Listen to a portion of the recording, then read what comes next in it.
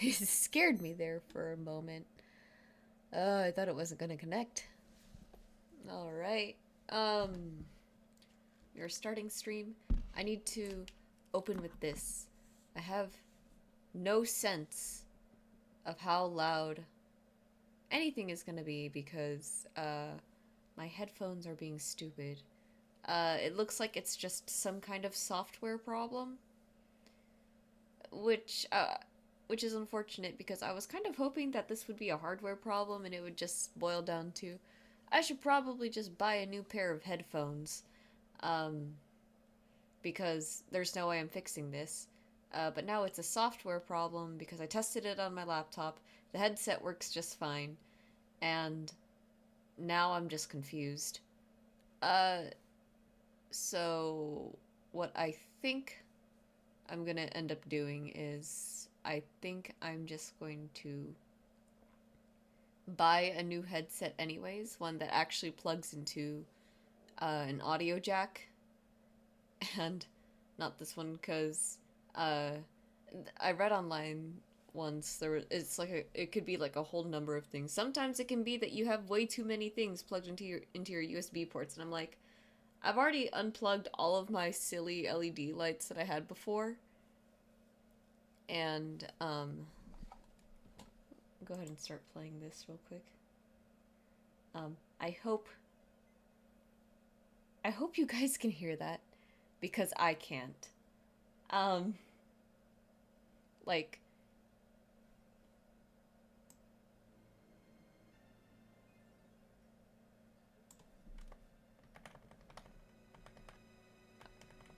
I don't know like what you guys can or can't see because I'm like going insane over trying to figure out like the whole volume like mixing here. I can see my mic is picking up, which is good. Um I guess that's the most important thing, right? Cuz most of what we're doing is like very visual. Um it's like very visual anyways. You don't need to worry too hard about hearing the game because there is no game. Right. It's literally just me here with my art. Um I Okay, so I definitely got like a head start on this because I want to finish it tonight if I can. I seriously doubt that's gonna happen. Okay, fading out the tattoo does not do it any favors actually, so we're gonna keep it as that is. Um, all right, so we have that. We have that, and we're just gonna jump right into painting a background. Um, Based off of my loose understanding of how backgrounds work. Uh, I hope those tweets also went out because I have no idea if they actually did. I always schedule them, but sometimes when you schedule things a little too late, um, they don't, actually go through.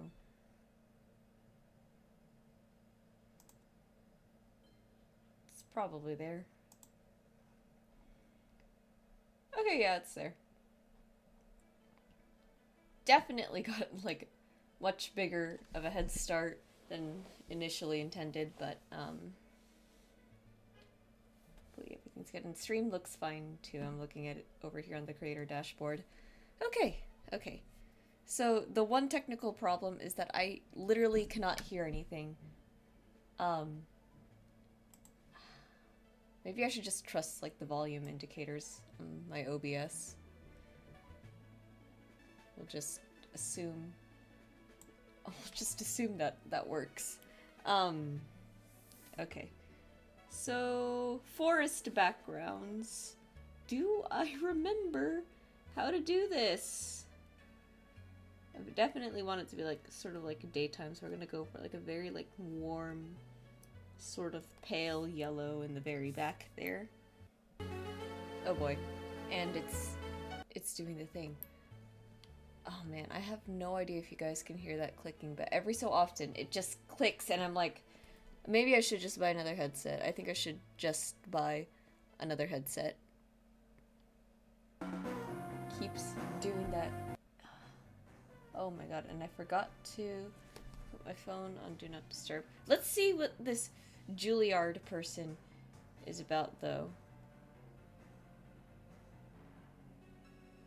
This is the most AI-generated looking-ass portrait I've ever seen. Sorry if you're actually in chat, but this is sus. I'm not taking this.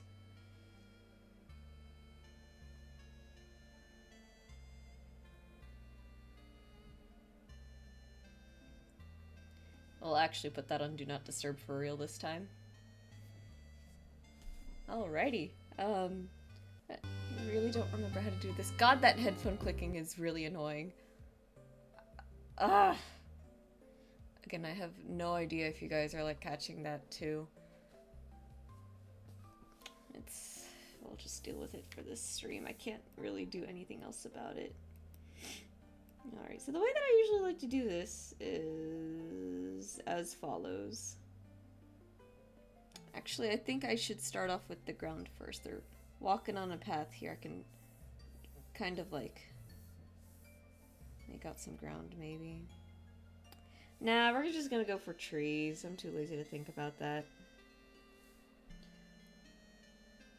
I'm gonna try and see if I can do something sort of like similar-ish to what I did for my Over the Garden Wall piece last year. I'll put a little bit of a stabilizer on just to help with stuff. Oh my god. If the clicking is really loud, I'm so sorry. I literally cannot fix it. I've tried everything. Restarting doesn't work, and again, it doesn't seem to be the headset because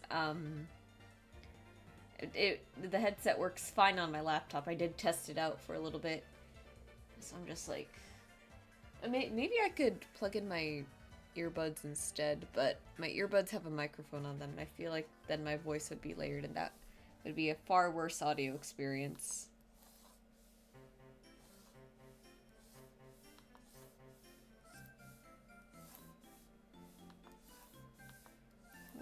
We'll just, you know, again, we'll just deal with it. We'll just pretend that everything is fine. But yeah, this is how I do trees. I just draw like a bunch of lines and everything. Probably space these out a little bit more, actually, just to make room for more foreground trees.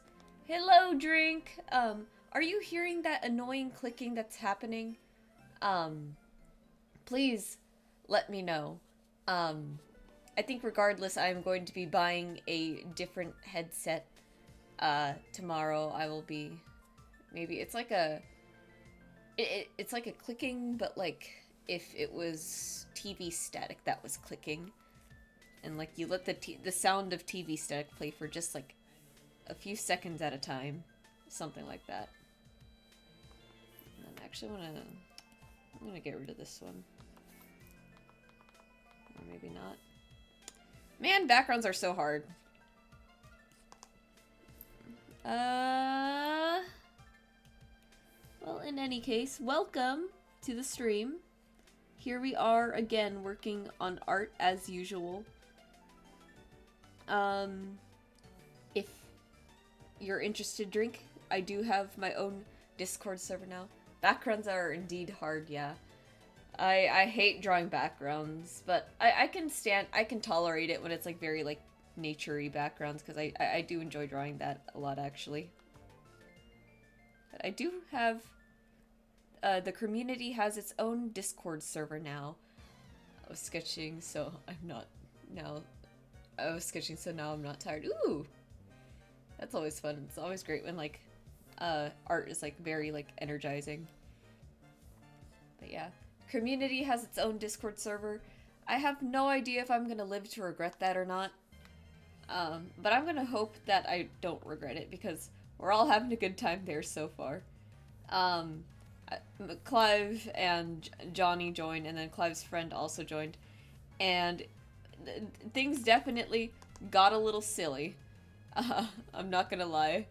I was joking around in general chat, like me watching my brother dismantle the integrity of this server.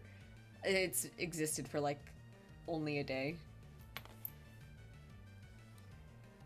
but it just something like really funny. This was all inspired because I did the OC Smash tier list, and a lot of my audience are D&D players. So we all sat down and were like, what if we just thirsted over everyone's like OCs together? Like, what if we just got together and did that? So I made the server kind of for that, but it's also like just in general, just like art, stream, I guess. The one thing that I've neglected to put for myself there is a stream announcement channel, because I was like, that's too much work. It really isn't too much work, but it's really funny to pretend that it is. Let's see. I'm still upset that I have to like stream at this hour on a Tuesday, because Tuesdays are supposed to be my days off of work. But they begged me to come inside because they were like, we're understaffed, and I was like, okay, I'll go in.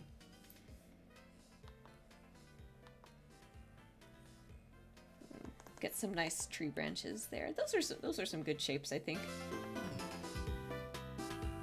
I'm gonna. There was the clicking again. I have no idea if you heard that. Just keeps happening, and I don't know why. All my drivers are up to date. All my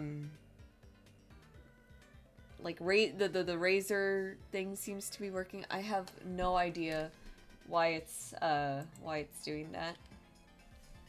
You know what? Maybe if we're lucky, all the Okay, so that's when the clicking is happening then. Okay. Cause I opened stream with this. Oh my god, I have to wait for the ads. Ugh. You know what? It sucks when my audience is like when they're on an ad break, because then I'm also on an ad break and I can't communicate with my audience because of this. Like, yeah, sure, there's like subs and everything, but again, I'm not asking people to sub to me. That's like, I'm not saying it would be like the worst way to spend your money if you on a Pigeon Curse subscription. But what I am saying that there's probably streamers who probably deserve the sub more than I do, so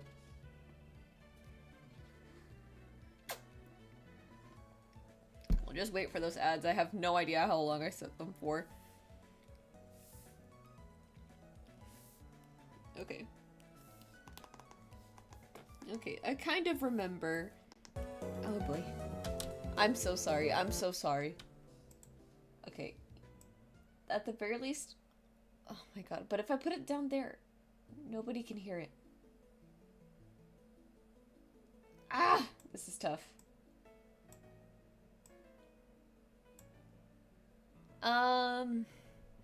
I don't really know what to do for music because my stupid audio setup is completely borked right now. Okay, how about this? How about this? We're gonna test something. I'm sure the audio should still go if I unplug my headset, right?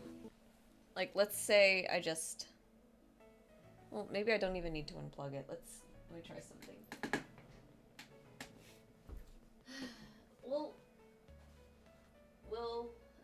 We're going to pray. We're going to pray. Where are my pants?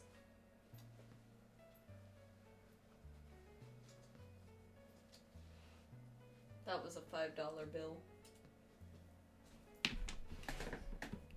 You're free? Okay, perfect. I opened stream by saying that I have been experiencing audio issues regarding my headset for a little bit now, and last night it was at its worst, and today it hasn't gotten any better. So as it stands, my headset is unbelievably quiet, and I can't hear anything. And that makes me worried that perhaps that is translated to the desktop audio somehow, and it seems that it has, and I can't really do much about that. So what I'm going to try right now, I'm going to plug in my earbuds. Yes, I did plug in a headphone.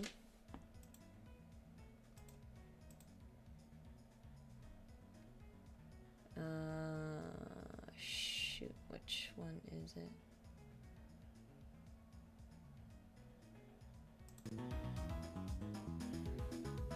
we're gonna hope that this works. And is the audio doubling by any chance? Because these are just my earbuds, and they do have a mic on them. If it's doubling, I'll switch right back to the headset and we'll just have to deal with like the periodic spike in volume.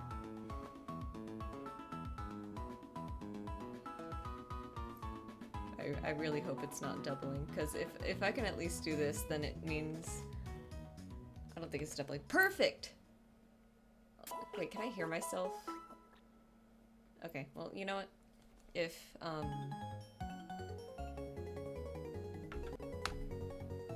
you say it's fine, I'm gonna believe you. And we're gonna hope that we don't run into any more silly issues regarding the thing. Well, if this works out, and if... I feel like I can hear myself. Anyways, this is... Let me try turning this down. Hello? Hello? Okay, if I speak... I think if I speak really loudly, I can really... Like, I can hear myself, like, kind of echoing. So I'll just be a little bit quieter today. And I'll order, or I'll find a better, like, headset or something to use for this. I'm so sorry. This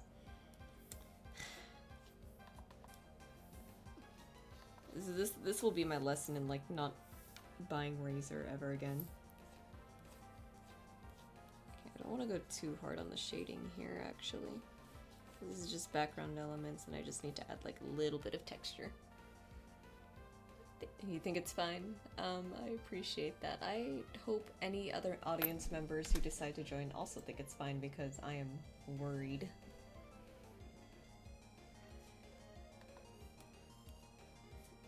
So let's see, what happened today? I was hopeful that maybe, like, Tuesday afternoon wouldn't be too bad, because according to my manager, we were going to be short-staffed today, and I was worried about that. What was it? It was Saturday. Saturday, yeah.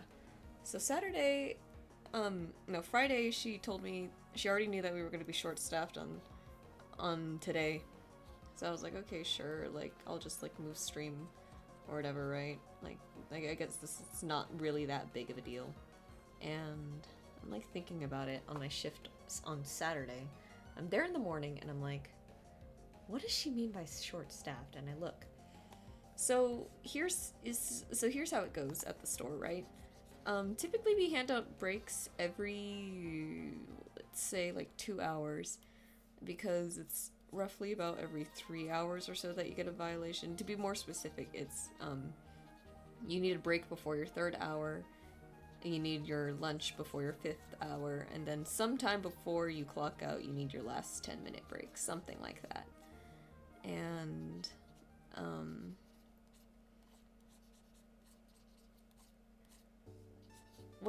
so for me, my shift today was 10 to 5, right? 10 to 5 is not bad, and oh, thank you for the compliment. And I get 1:10 break for all day. That doesn't... I'm pretty sure that's against labor laws, Drink. Like, I am so positive that that is against labor laws. I think you need to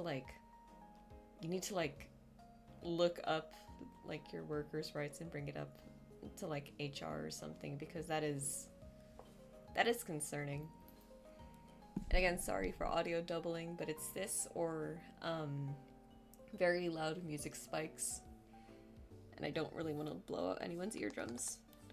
But anyways, so for typical 10 to 5 for me, what that looks like, I think it's fine in this state. Jesus Christ, that is the worst thing I've ever heard.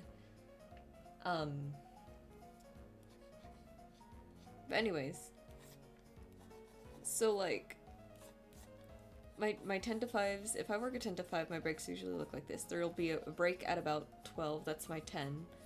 And then ideally, I have to take my half before 2 o'clock. 3 o'clock would be my 5th hour, so it's fine. But I usually need to take my break before 2 o'clock, because 2 o'clock is the school rush. Um, Now that's normally fine, but on this particular day, for some reason, one of our cooks was leaving home at 1, even though she opened. She could, and I think she could technically stay till 2. I don't know why. She was scheduled to leave at 1. And because of that, there was a huge chance that like the store would be left with only 3 people around like 1 to 2 o'clock. Because if I have to take my break, that leaves 3 people. That leaves our second cook, our second frontline, and our general manager. And I was just like, are you sure that like you don't want to call someone else in on Tuesday? Because this is pretty bad. It's like actually pretty bad. But it ended up not being too busy at all around like 1 or 2 o'clock today. Actually ended up getting busy around 2:30 to 3. I was so upset. So I was like, oh, today's gonna be like a relatively easy day, because I've been having a bit of trouble staying asleep lately. It's not necessarily that, it hasn't necessarily been that I'm having trouble falling asleep. It's that I'm waking up early and having trouble, like, going back to sleep, and it sucks. It has been sucking so hard as of late, and I'm like, I think what I need to do is I need to stay up like on like one of these days where like I have like next day off or something, so maybe Saturday. I'm just gonna stay up like super late until say like 3 o'clock in the morning maybe, and just see if that like helps my body just like remember that it needs to like not be awake at 6 in the morning, because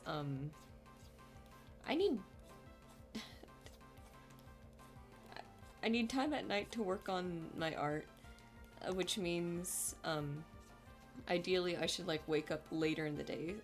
Just not too much later, just enough later so that I do have, like, energy for whatever it is that I'm gonna be doing.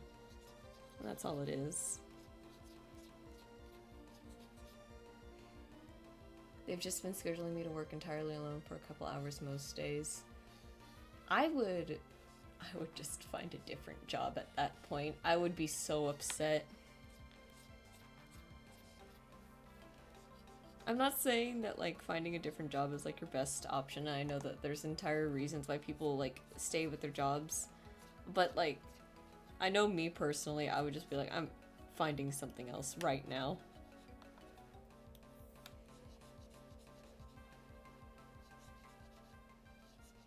That is an insane like workload to like put on people. This is why I'm so stressed out. I believe it. I believe it. I would be too if I was in your shoes. That is just awful. That is actually like so upsetting.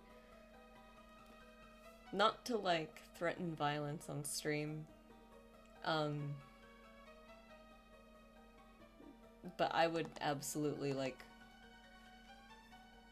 I wouldn't mind if the CEO of like whatever fast food industry you worked for got shot. We'll put it that way.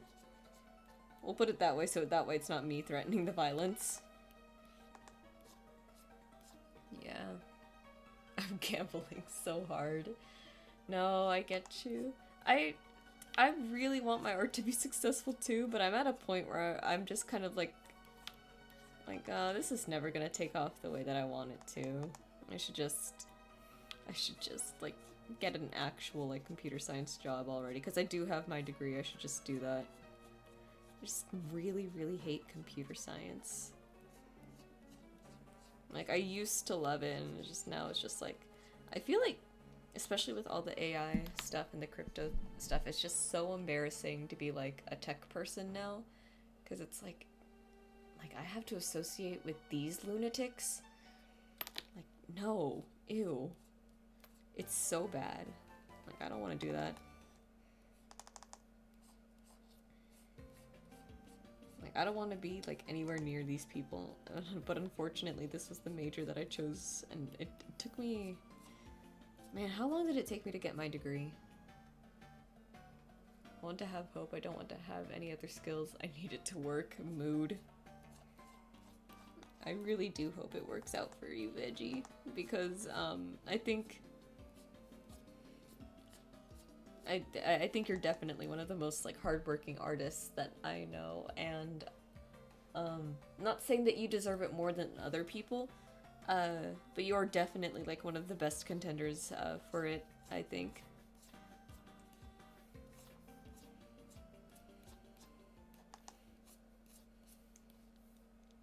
But you know, if you keep working hard, I'm sure it'll work out eventually. Some people really take off late into their art career, and like that's fine. Let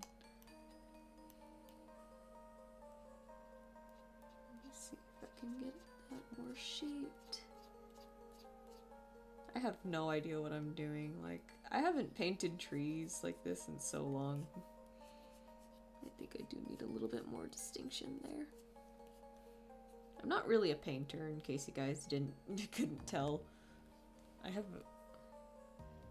appreciate your support so much. Of course! Oh my god. Yeah, I wish there was like an easier route for artists to like take to like actually get like to become successful and everything. I've been getting like this video essay recommended to me on YouTube. It's like why people have always hated artists, and I'm like, facts. I haven't watched it yet, but it's true. Art is just such an underappreciated career. You work so hard for literally like none of the like a fraction of the recognition we deserve. But at the same time too, it's like you like I'm a little empathetic. There's a lot of artists out there, and like it'd be kind of ridiculous for everyone to just sort of like expect to like have their names known by every single person. That is a little silly, but it is frustrating. Just like this is like all you want to do, and you work so hard, you pour hours of your day into it, and it'll feel like it stagnates. It'll feel like you're doing something wrong. You're always like fighting with something like so finicky, and it's ridiculous. I know for me personally, I can't get attached to the idea of being like a very successful artist anymore, because that was just straight up making me not enjoy it. But for you, I think I really think you could do it, because I think the stuff that you bring to the art community is absolutely like amazing. Like I love like the cutesy sort of like horror thing. I'm not necessarily saying that like I'm not necessarily saying that your art is like very reminiscent of mascot horror. What I'm saying is that it's like a very like unique like blend of like cutesy and very, very bloody stuff, and I love it so much. I feel like art and fast food are equally underappreciated. I guess I'm just used to people looking down on me. No, it's not that. I'd say art is actually way more appreciated than fast food, because at least with at least like a really good like traditional artist, for example, gets like a ton of like praise, right? Because you know AI can't take the jobs of professional artists. I'm not saying, or hang on, let me figure out how to phrase this. Like those people who do like street caricatures, AI can't really like replace that. And like, you know, it's always like very impressive. So stuff like that, that's like stuff AI can't replace, and that's always going to be stuff where people are going to get like a lot of praise for that. Fast food is like, I'm always expecting to be insulted by like anyone who comes into the dine. I'm at the point where it's just like, just call me a slur and take the burger, please. I'm already expecting it.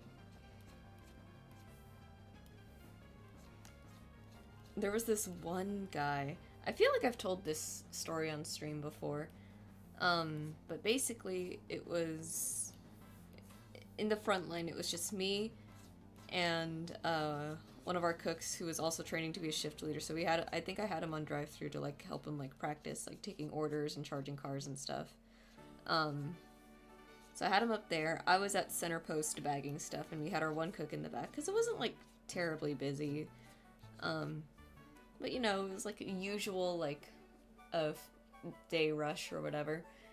And there's this cranky old man who's always come into the store. He always says that he wants the famous star with no cheese. It's either like a single famous or a double famous, no cheese. It's one of those. And he always has a coupon. But the thing is that the how should I put this? In coding, you can make very distinct items, even if the items are like very similar. You can still make them like distinct for the program to like recognize them as two separate items entirely. So for some reason, our system has the famous star with cheese, and then the famous star. And that second one has no cheese. So technically what we're supposed to do anytime asks for a famous star of any kind with no cheese, we have to choose the one that just says famous star, not famous star with cheese or whatever. Except the coupon only works for the famous star with cheese. And this guy never specifies that he has a coupon at the speaker. So we'll bring it up to the window. And on this particular day, we didn't have a manager pin. And Frontline is easy for the most part, right? All it is you ask people what kind of burger they want, charge the car and send them on their way. Or drive-through window more specifically, right? But there's just always like these very like specific instances where it's going to get stupid. And even though you're really fast at charging cars and taking orders and making drinks and yada yada yada, you're gonna run into like one of these stupid idiot customers who's just gonna make it like weirdly difficult. So what my coworker wanted to do, he wanted to delete the sent item so that way we could like ring up the right one so that the coupon would work. But of course, we didn't have a manager pin because the manager was clocked out on whatever break she was on. Which is fine. I wasn't like mad at her for that. It's just like, you know, just a mild like frustration. And I noticed that he's struggling over there at the window. People make it so hard. They make it ridiculously hard. I noticed he's struggling there at the window, and I'm like, what's going on? And I see what's going on, and I'm like, okay, I know what I'm gonna do. Because I have the food already. I'm like, I let the cook know, hey, don't make this. I'm going to put in the item again properly on like a separate order, and that's what we're going to use to charge it. And then when the manager gets back, that's when we'll delete the other order, right? So I do that really quick.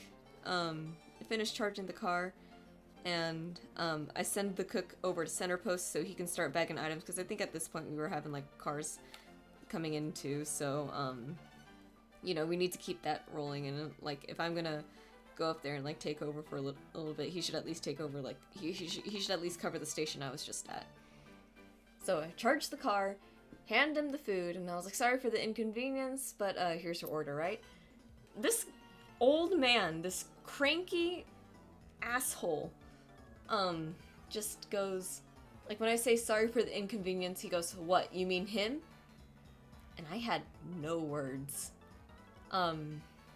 But I do know if my coworker had heard that, he would have crashed out. He would have been like out of that window beating that old man into the concrete, and I would have been there for it. I would have been like, you get that piece of shit. Low key, he might be a little racist.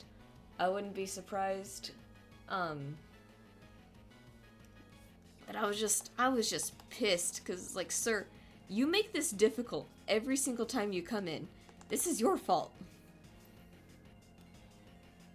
I was just like the audacity. I was so mad. But yeah, let it be known that I think fast food workers are the most unappreciated, like, job, on the planet. The amount of idiocy that we put up with every single day is stupendous, to say the least. There's this other guy who's been coming into the store, always orders like 3 or 5 piece tenders and a cherry coke in his combo. Yanks every single item out of my hand. And my goth friend, she works there with me and Johnny. It was really funny because I was telling her about it, and she's like, And she's like, I have his license plate memorized. I'm gonna hex him. I'm like, yeah, you do that. You do that. You curse this guy. So he has the most miserable series of events happen to him. Is it, like, petty to, like, it's one thing if this was just, like, a one-time customer who was just passing by. I was like, okay, well, I'm never gonna see them again. I won't hold too much of a grudge. But these people are here, like, so often, and it's just like, stop coming here. Stop coming here. We don't want your service. You people are assholes. We had one guy come in and call my coworker a bunch of slurs, saying a bunch of racist stuff, and, like, refused to even let her make his coffee. You know what? If I had a customer like that and was like, no, I don't want you making my coffee, I'd be like, cool, less work for me. Make it yourself, buddy. Come around back here. We'll show you how it's done or something. But God, some people are just so stupid. And then needless to say, corporate's like on our asses. Like, you guys have the worst drive-through time and the worst 6-minute car count. And I'm like, you understand this is a commuter city.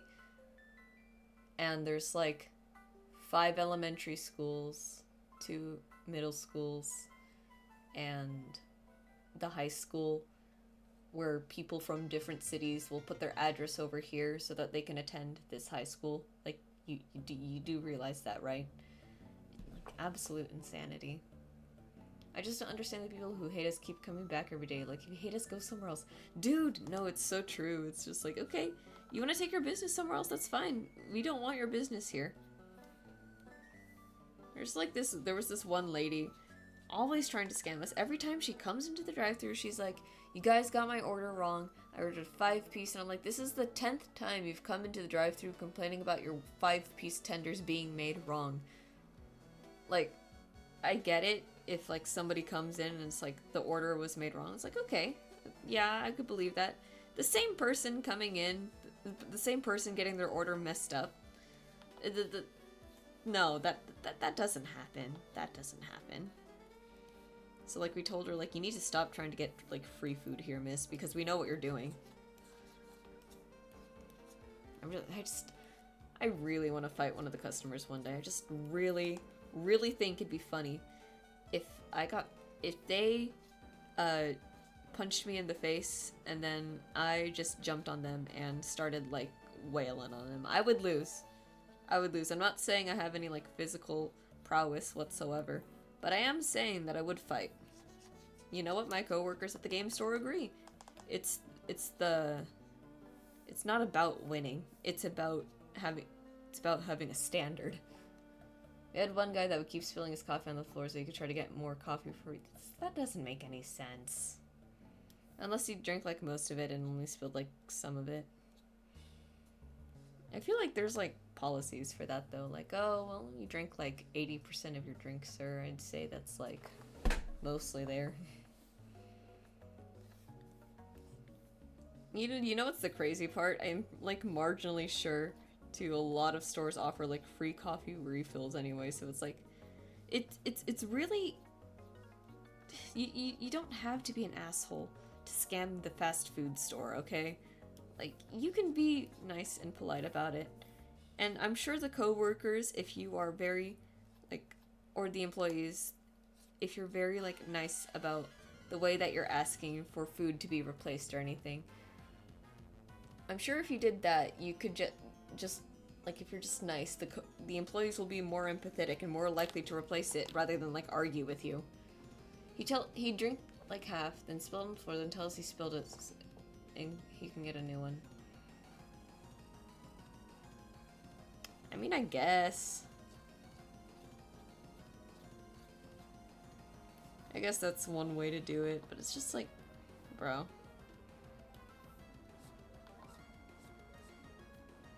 I hope that guy spills the coffee on himself and he gets, like, 3rd-degree burns. Not to make light of that one lady who got 3rd-degree burns from the McDonald's coffee. But this guy deserves burns everywhere.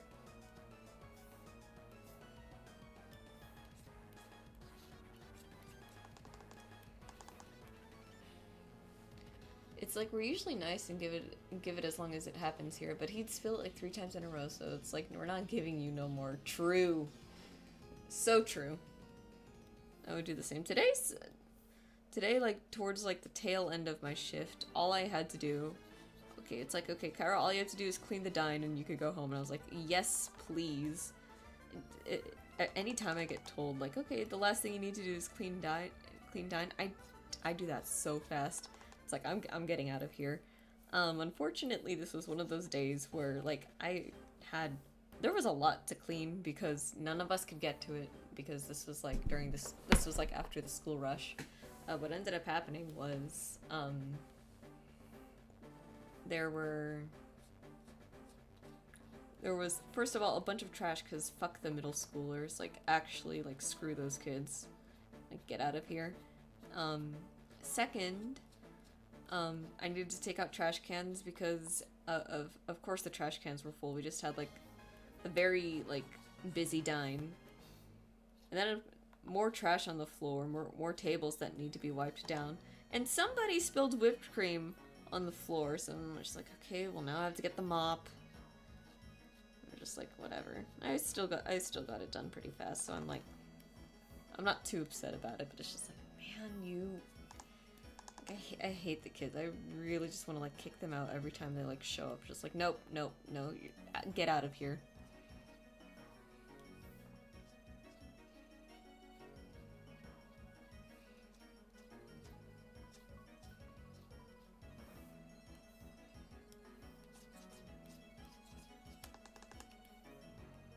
I think these trees are looking pretty good, actually. Time is it? 10:41? We're probably not gonna finish tonight. That's okay.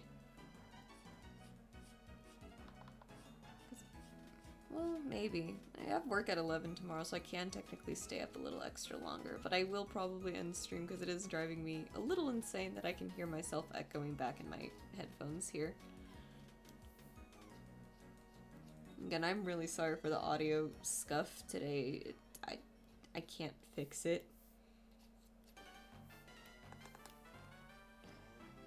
The school kids always steal stuff. Honestly, adults steal stuff too. No, yeah, that's basically it. One time I had a lady complain, like, complain to us. She was like, my daughter would never steal soda. And I'm like, we literally have her on camera stealing the soda. And I'm pretty sure this same lady, when she sat down to eat lunch with her family, she also had water cups, like, full of, like, the Powerade and everything. And just like, can't fucking trust anyone these days. Absolutely no respect, absolutely no shame either. It's just like, I hate these people. I hate these people so much. They always make, like, such a big deal out of it. It's just like, oh, it's just like, okay, if you want to save money, just get a smaller size drink. It's fine. It's fine. Like, you can get a kid's cup if you really want. Because realistically, that's all you're getting when you get the water cup anyways.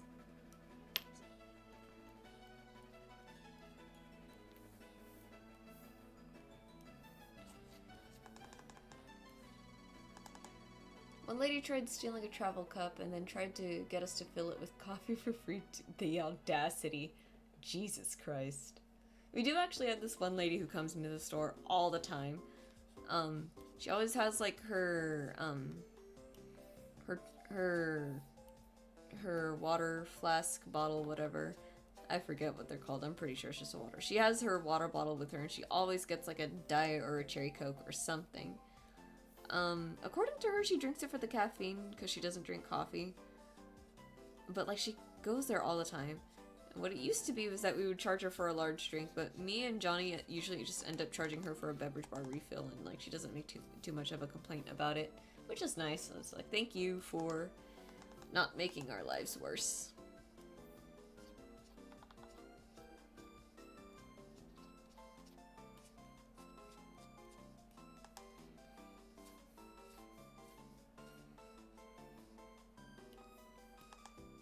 Development at the store, though. I think I mentioned a few streams ago, or maybe I only mentioned it on Twitter. I can't remember.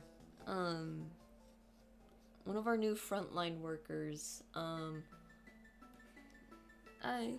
personally think he's pretty attractive, and my goth friend, my co-worker, they're the same person, and my manager have been teasing me to no end about it, and it's been very silly at the store.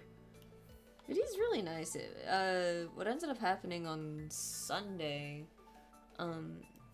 so Johnny's car needed gas, so my dad volunteered to just drop him off at work and then went to go get gas. So that means somebody had to go pick Johnny up, and I figured, oh, well, I'll take Jimmy to Carl's Jr. because, you know, Jimmy's a very good little boy, and he sits in the car with no problem, right? And we're gonna go get Johnny because he's gonna be off at like 4 or 4:30, and, you know, we're gonna go back home and we're gonna eat lunch. And Jimmy's my dog, by the way. What ended up happening was, it was very warm on Sunday. It's been warming up pretty quickly here, actually. I'm absolutely dreading summer. And, so he starts panting. I have the AC on blast, but it doesn't really seem to be, like, doing much for him. And I'm like, okay, well, I'll just hop down real quick and get a water cup, right? I wasn't expecting to see the new guy there, and I was just like, okay, I'm gonna get the water cup because, yeah, I wasn't really the car was running. I wasn't really expecting to, like, stay for too long. But Jimmy wasn't drinking the water cup. He's a Shih Tzu, so I get it. His snout is short, and he probably doesn't have as easy of a time. I was like, okay, this isn't working. I'm gonna have to bring him into the restaurant. And it's not like he hasn't been inside the restaurant before. It's just, again, I wasn't planning on sitting for very long. So I brought him there. It was very cute. Jimmy got to meet some of the other coworkers for the first time, which is nice. And Jimmy loves meeting new people. It's very funny.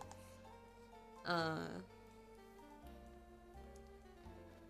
new guy ended up spending his 10 with me at the booth, which was very fun.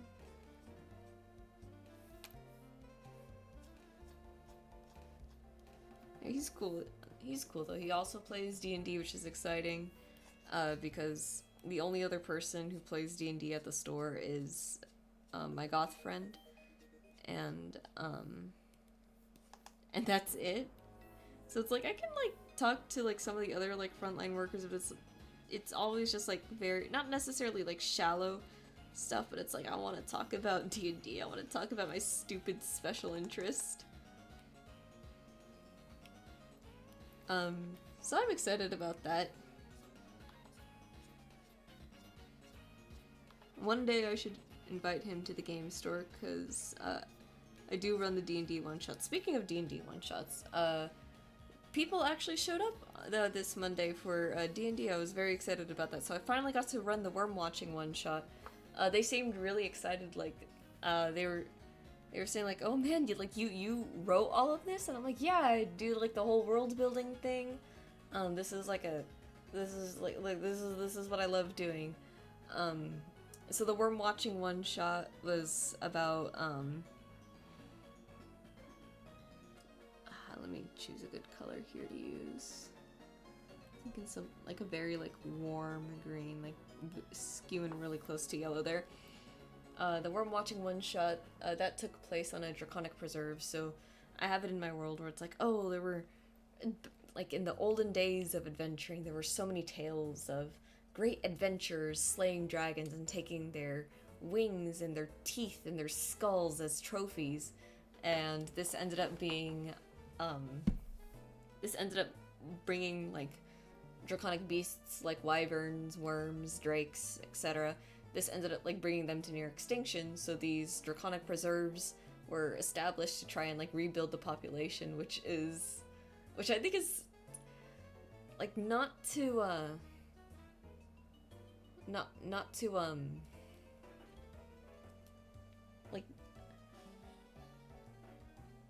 praise myself too much, because I don't mean to do that, but, I think the idea of just, like, I just love, like, these little, like, tiny, like, world-building details. Like, I love coming up with them, because it's so, like, oh yeah, that makes, like, so much sense. Like a modern fantasy world having, like, dragon sanctuaries and everything. I think that's like the cutest thing. I love it.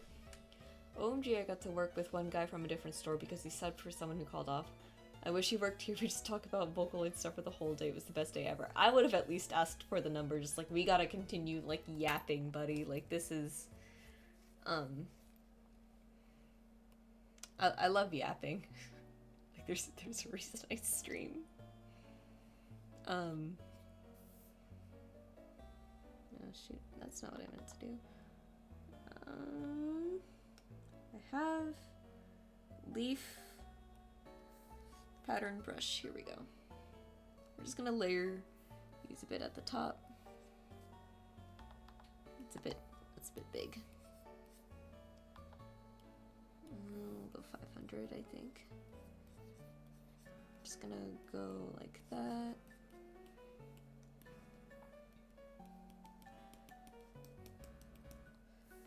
And then something like this, maybe. Just to layer them on top of each other like that. Ooh, bot! I got his Discord, but I'm too scared to text him. Mood. That is literally me with like my new coworker. I have his number. We did talk for a little bit. But I'm not good at texting first. Like, I'm really bad with it. As it turns out, I think he is the same way too. Both of us are very like, not necessarily like shy, reserved, and everything, but it's just like, it's very difficult to start conversations sometimes. He saw the Vocaloid stickers on my work cup, and I was like, ah, I see you like Hatsune Miku. Oh man, that is such a mood. Let's see, how did I find out that my coworker plays D&D? Me too, I'm shy and I get way too much anxiety. Mood. That's... It's so hard to talk to people sometimes. Anyways, how did I... Right, so... Was it... Has it been 2 weeks already? I don't remember. The witch market. I was telling him about the witch market.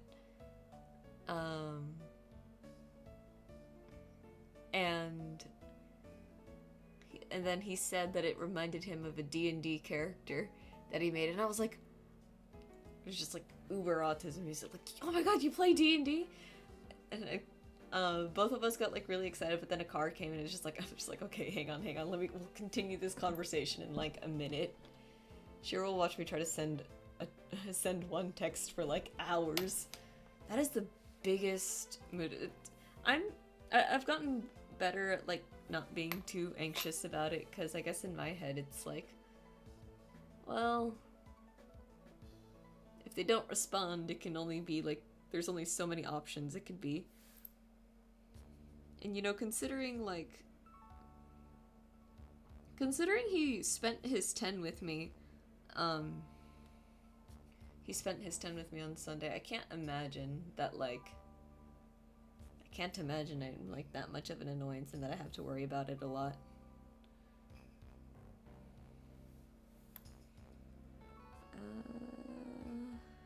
Gaussian blur.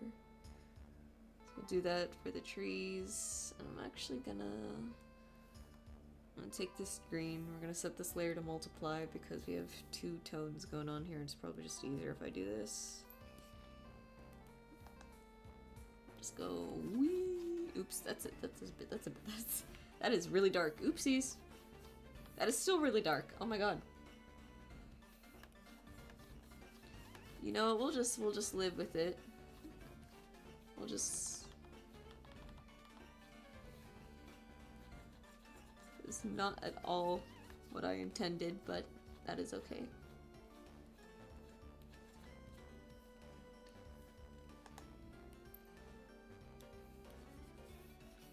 Yeah, and I've been learning bass guitar, which has been super fun. Oh my god. I would bring it out right now, but it is on an amp, and it is very big. I don't think I have...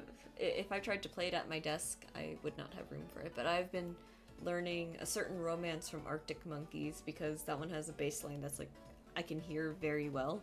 So I figured, oh, it's a little fast, but probably won't be too bad to learn. And you know what? To an extent, I am right. It doesn't sound great when I play it. If anything, it probably it sounds like a little bad, but you know, I can keep up with the tempo. I can recover like really quickly when I like mess up the fingering. And you know what? That's a win in my book. That's like good enough for me. Let's see. Expand that quick. We'll move it down.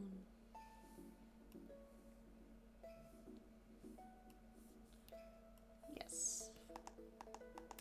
All right. Oh, geez, I love Arctic Monkeys. I don't listen to Arctic Monkeys that much, to be honest. But I do love that song, A Certain Romance. It's like one of the only songs I listen to. But I think I'm like slowly like getting into them a little bit more. What's the other one that I added to my Spotify exactly? It's something Adolescence. Yeah, when I get really good at the opening bass riff, I'll definitely like record it and show you guys. Fluorescent Adolescent. That's the that's the other Arctic Monkeys song that I've added to my playlist. I'm very slow when it comes to listening to new music. I'm very like picky and particular about it.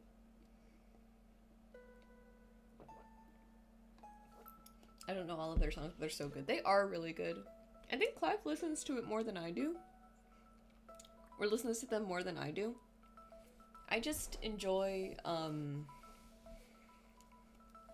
I've just been really enjoying rock lately, we'll put it that way.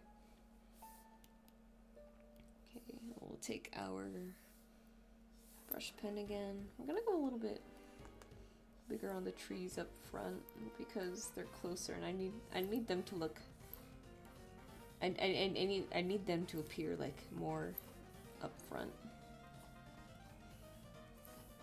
I also need to like, I don't think commissions are opening up again super soon. But I am like thinking about how I'm gonna be redoing my commission sheet. Me too, I'm also picky, I don't know. They're just so good, yeah. They are really good. I think one that Clive listens to, it's the one where I think the chorus goes, "Why'd you only call me if when you're high?" I don't really remember if that's the title of the song, but he does listen to that one. Try listening to Sekenya if you're into rock. I highly recommend their album Dead Man Walking. Ooh, definitely sounds interesting. Another thing that I've been considering getting into is metal, actually. Because I'm like one of my coworkers at the game store like listens to a lot of metal, and initially I was a little like, I'm not sure if I would like metal because I don't think I really like the vocals. But then I'm like listening to it and I'm like, I don't know, that's not bad actually. If you don't mind that it's not English, we'll see. I'm not huge on. I feel like this might be J-Rock. I'm not huge on a lot of like Japanese stuff. That's just nothing wrong, absolutely nothing wrong with it. I just don't typically swing that way.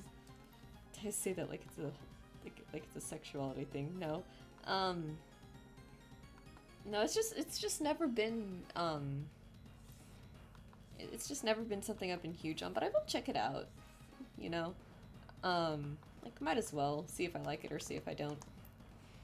The closest I had ever gotten to, like, really listening to, like, anything adjacent to that was, my Porter Robinson phase, and that lasted for a long time. I love Porter Robinson. I don't listen to his stuff as much now, just because, like, my music taste has, like, shifted. But man, I love Porter. His music is actually so, like... I just think it's, like, so, like, beautifully crafted, like, especially with, like, the narratives that he puts in there. It's wonderful.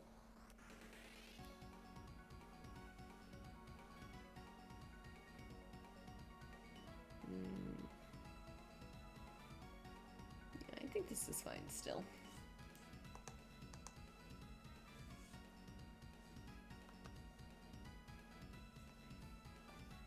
Oh, another thing I need to check out is this lady at a Joann's, the same day we went to the witch market, at the Joann's they had this crystal collection bundle thing, and I was like, I'm buying this because this is a steal, right? And the cashier who helped me, oh my god, she is also a crystal girly, and she told me that there is this cafe. It's a little far away from me, but I don't mind. There's this cafe that sells crystals, and they have like a meditation class, and they like it's literally just cafe and crystals, and I'm like, I'm so sold. I need to go there. And like the whole time, like on the way home, I'm just like trying to make sure I don't forget the name of the place. Like, I'm so excited to check it out. I think I want to go on Sunday because Sunday is usually my day off. And I'm like, I need to see this. I need to see this. But yeah, I'm like really excited for that. And if it doesn't end up being Sunday, we'll see. It's really only going to be Sunday if I can get a lot of like art stuff done, because I feel like I've been slacking, and I hate feeling like I've been slacking with art. So here we are. I don't think I'm going to finish this within like the 3-hour mark, but we'll see. At the very least, I'll try and like post, I don't even know what I could post. Write it down if you don't want to forget about it. I already got it. It's called Manifested Lab. Really cool place, and like I'm comfortable saying the name of the place because the place is very far away from my city. It's like a 40-minute drive, I think, and I'm just like, oh boy. And hello, welcome, Simbatson. We're drawing the very sexy character that I am unfortunately going to kill. I need to finish the draw this in your software shack. I made it way too big and it's getting really complicated. Oh no! Oh shoot! I forgot about that too. Oh man. Oh, I don't think I have time. Ugh. It's okay. I'll still make chunky fan art at some point. I'm just so busy. I have to finish like the hit die stickers. But I'm also trying to make sure I get like actual art out because I don't think the algorithm really likes the hit die stickers all that much, which is fair. Which is fair. Nothing wrong with that. It's like, man, I have too much to do. They extended it to May 1st. Ooh, that's actually a great. I might actually be able to do it then. I'll have to like put a thing in my backlog so I can see and remember. He'll make a great character motive, and we appreciate him for that. Oh boy, yeah. That is exactly what's gonna happen here. I could say a little bit of Rowan's backstory. It's not like he has like a super like complicated thing going on. And the nice thing about him too is because he's gonna die, in my head I've written him to sort of like already have like all of his character development pretty much done. Let's see, Rowan is a tiefling who was born to human parents who really, really didn't want him. So at some point he decided that he was like this, whatever love was there, even if it was like very minimal, he decided that that wasn't like worth it anymore, and he kind of just ran away. And he went to go live, he found this druid group, this nomadic druid group that sort of like wanders around different like areas. He found them, and they essentially raised him. I wish I could make stories. Me too, honestly. I come up with like all of these like characters and stuff, but I'm terrible at like finishing a story through. There's a reason why I only do the D&D one-shots. But anyways, that's his whole thing. I really like him because I think I just said I'm terrible at writing stories. I'm going to attempt to write a sort of like full backstory for Eri. Like just leading up, not necessarily, well, okay, not like her whole entire like life story, but like I'm gonna do like a full like narrative of like what were the events in Eri's life that led up to her running away from home. And I think I want to try and write that. I have no idea how well that's gonna pan out. I kind of have it there in my head. I just like drawing pretty stuff. I don't think it threw at all. Mood. I'll be making like I'll be making like different art and just like, well, this looks pretty, so I'm gonna draw it anyways. And so there's like not a lot of thought in it. The blacksmith one is kind of an example of that, but also kind of not really. I wanted my own art to promote the D&D workshop I do for the game store.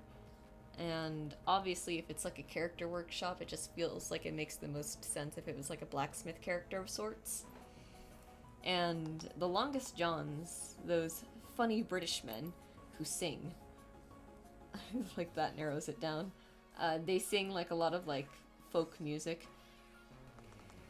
They have a song called Hammer, like the Hammer and the Anvil song, and I was like, well, I'm drawing a blacksmith, so I want to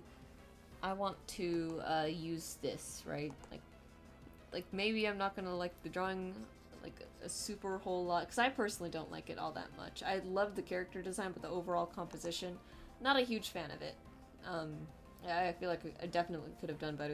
There are some things that I would definitely go back and change. So I made the TikTok, and I was pretty much expecting it to flop. Most of the time when my TikToks do really well, it's because I'm drawing girls kissing. I'm kidding. But also kind of not really. But you know, I was like, I wasn't, like, it was to the point where I wasn't even sure, like, what I wanted to, like, caption it. So I was just, like, joking around, like, haha, like, he can pound me over his anvil, or something like that. Y'all saw the post, probably. And the caption was so bad that, I got a notification from TikTok saying, like, okay, your post is under review before we let you do anything else, and I was like, okay, that's fair. I fumbled that one. I should have changed it before I hit post. But to my surprise, they did, like, let it go through, because, you know, the video isn't anything bad, it is just, like, the art process, right? As all of my TikToks are. And put in timeout, basically. TikTok said, go sit in the corner for 5 minutes, basically. And, I was fully expecting it to flop because, you know, it got put under review. You know, I check every so often because I don't really have notifications on my TikTok. And, you know, I wait a few minutes, like, okay, 14 likes. When did I post this TikTok? I posted it Monday. Right, I posted it before the thing actually went live on Twitter because I don't particularly care for my TikTok, and I just kind of, like, have it to make videos, not really, like, use it for anything else, just because I don't really like the atmosphere on TikTok. It feels very middle schoolers saying the N-word with a hard R coded, we'll put it that way. I feel like people have posted worse things. Oh yeah, people have definitely posted worse things. But this is just like well, this is my first time getting like smacked in the face. Or smacked with a ruler on my hand by TikTok, so I wasn't sure. So anyways, Monday passes. The video is now at like something 100 views. And I'm just like, okay, that's like kind of funny. I don't know why. Cut to today. It is sitting at it is 2 views shy of 1900. I have gotten like a million new, not a million new followers, but like a noticeable amount of followers from this. And I don't know what to make of that. I'm scared of TikTok, fair enough. I don't want to use it. I know it's like a... Like, if people complain about Twitter being, like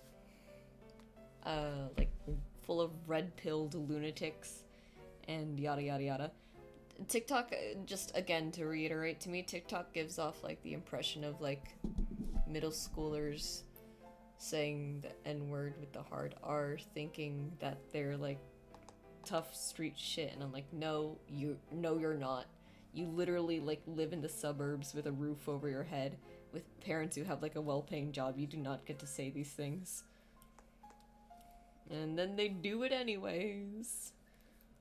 One time on TikTok, because, you know, you open the thing and you get, like, some videos, because it, like, it automatically puts you on, like, the Explore or the For You or whatever it's called.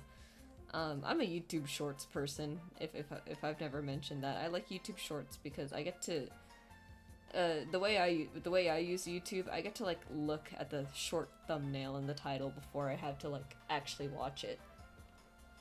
This one time I went onto TikTok because I think Johnny, like, sent me stuff there. That's the only other reason why I have it. Johnny sends me memes there. And I was like, well, it's this dog going absolutely, like going ham on a watermelon. He is chomping that thing down, and I'm, like, laughing because it's, like, a sped up video, right? And I think it's very silly. I go to the comment section because it's, like, you know, comment sections are kind of fun to look at sometimes, right? And tell me why the top comment was like, something ain't right about the way he's eating that watermelon. This dog is brown, not black. And I'm like, this is just here. Not that I'm, like, necessarily, like, surprised or anything, but it's just like, man, I can't believe, like, no type of, like, moderation caught that yet. It's, like, it's so bad. I think Instagram Reels are kind of, like, the same way, where people are just, like, saying, like, the most outlandishly, like, racist shit. I'm like, this is exactly why I use YouTube. There's significantly less of it whenever I go on there. Maybe that's because it's, like, way more curated for me, but still.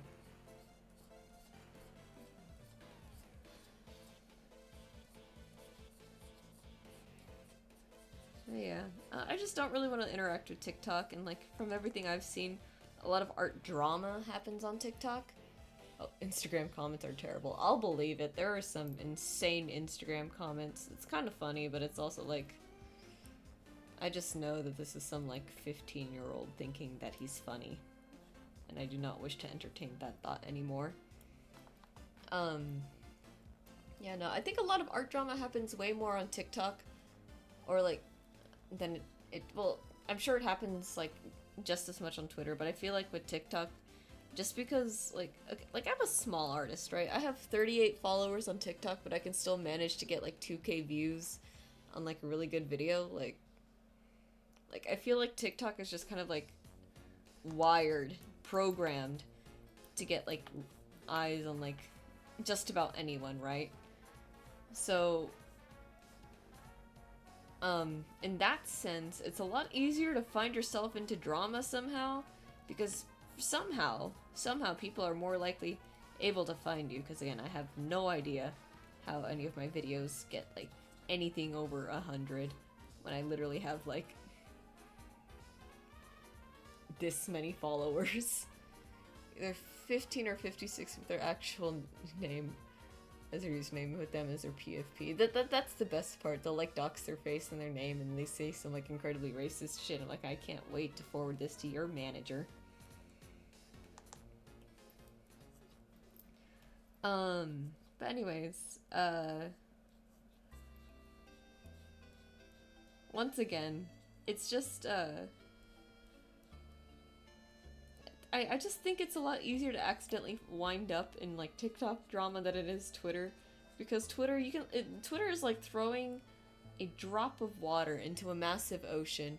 TikTok is like you're dropping it's like the massive ocean is still there, but instead of dropping, like, these little bits of water, you're dropping boulders like every time you post a video. Because again, I have no idea why my videos even like do well on TikTok. So it's like, well, they're doing something right with their algorithm that I wish more social media platforms do. But at the same time, I'm kind of glad that they don't, because I don't want to find myself in drama. But I will promise this: if I do ever find myself in like some kind of drama, it's going to be entertaining to watch me like crash out.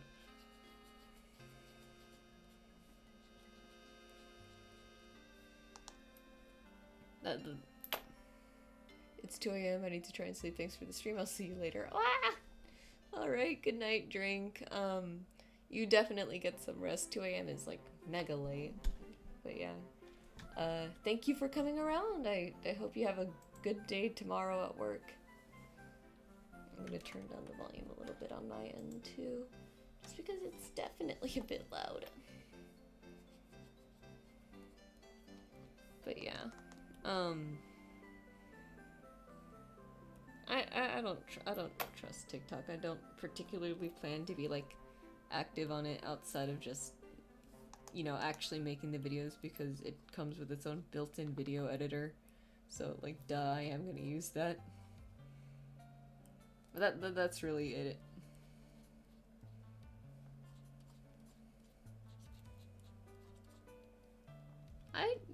Part of me kind of does, just a little bit out of morbid curiosity, want to find myself in drama, because I am curious what that's gonna look like.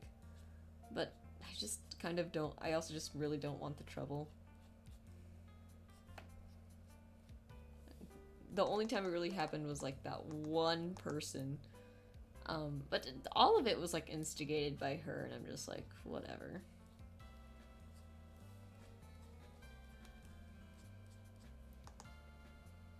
It's not worth it. Yeah, I can't imagine that it is. 'Cause, you know what's the stupid thing about like drama? You can be like in the right, like as much as possible. Like you could be like completely infallible. It could be like the other person started it, but they're making up lies and they're still at fault. You know, the worst part about it is that it'll follow you like a saint, because for some reason it's the internet and everyone's got to play devil's advocate, even though like the facts are like right in front of them. And it'll be like, oh yeah, but you're that one artist that was involved in this, so that makes you unreliable or something, or problematic or some other thing. I'm just like, I mean, whatever you say, buddy. Say all you want that 2 + 2 = 5. We all know that it equals 3. It'll probably be very funny during it, but it will follow you around. Yeah, I just don't want it to follow me around. Like, that's the one thing, like, keeping me from it. Because there's always just going to be those people who, like, no matter how right you are, they just don't believe you. And it's just like, man. I hate that about the internet. It's so stupid. You'd think with all, like, the information in the world at our fingertips, we'd be smarter. Somehow, we're stupider. It's not about being right, it is about being it is about the biggest chance to own someone or dunk them in the replies and the quote treats. Yeah. I feel like I'd be, like, marginally good at that, though. Just, like, calling someone out. Just be like, hey. You just blowing from stupid town? Or something, I don't know. I need something to, like, actually bounce off of. I only know that I'd be good at it because I insult the customers behind their back.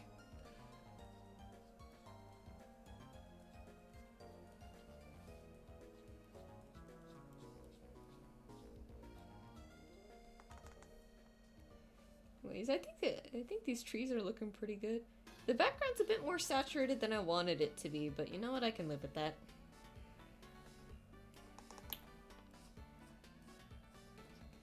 Once again, I'm gonna apologize for, like, any, like, weird audio issues again.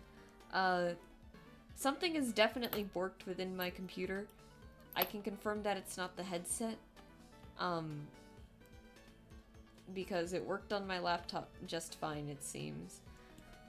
But this also means I have no idea how to fix it. I can't wait for the Kerr tweet that says, "Have you considered that I had a fun time with your mom?" True. Hello, Kira. Yeah, no, that's exactly how that's gonna go. I'm gonna be like, they're gonna be like, this artist copied my character and yada yada yada. I bet that's what it's gonna be, right? Because there's always like complaints. There's always complaints like that. It's like, oh, you stole like my idea, and it's like, I don't know. Do you own this idea? I don't see your name on it. I guess that means nobody else can make a tiefling druid that likes to shapeshift into wolves. I guess nobody else can make a drow spore necromancer with ribs, with exposed bones and other things. Like, the art community is just such a strange place sometimes. I'm glad I've found like a little corner of it where it's not nearly as toxic, but man, does it get stupid out there. One of my favorite things that I saw on a video a while back was a pose theft, which, like, no, artists,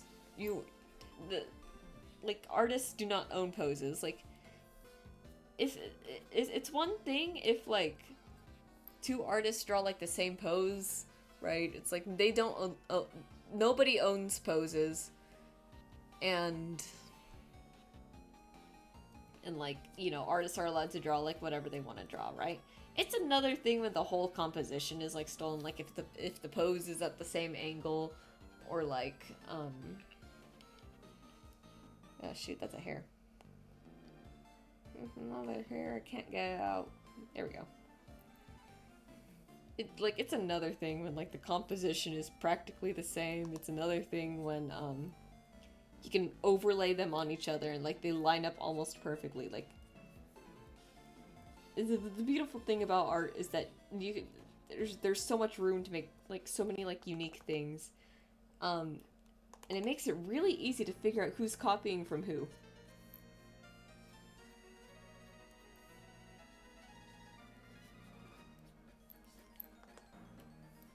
You know what would actually be like my... If there's any art controversy I would love to like get woven into, it would be an AI accusation. Because you know what's the best part about that? It's not that I have time lapses of my art. It's that I literally stream myself doing the art. So if somebody was like, that would be a fun one. Like if somebody was to accuse me of like using AI, I could literally just be like, here's the VOD. I don't know what else you want from me.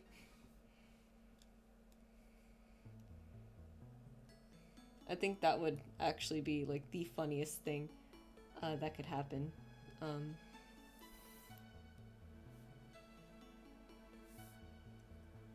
Put that down there. I'm gonna have to figure out the leaves again. I think these leaves might actually end up covering the ones back there, but we'll just like do that actually, just so like you can see the ones in the background still. Because, you know, I don't really want to like... I don't really want to hide it because I have it there.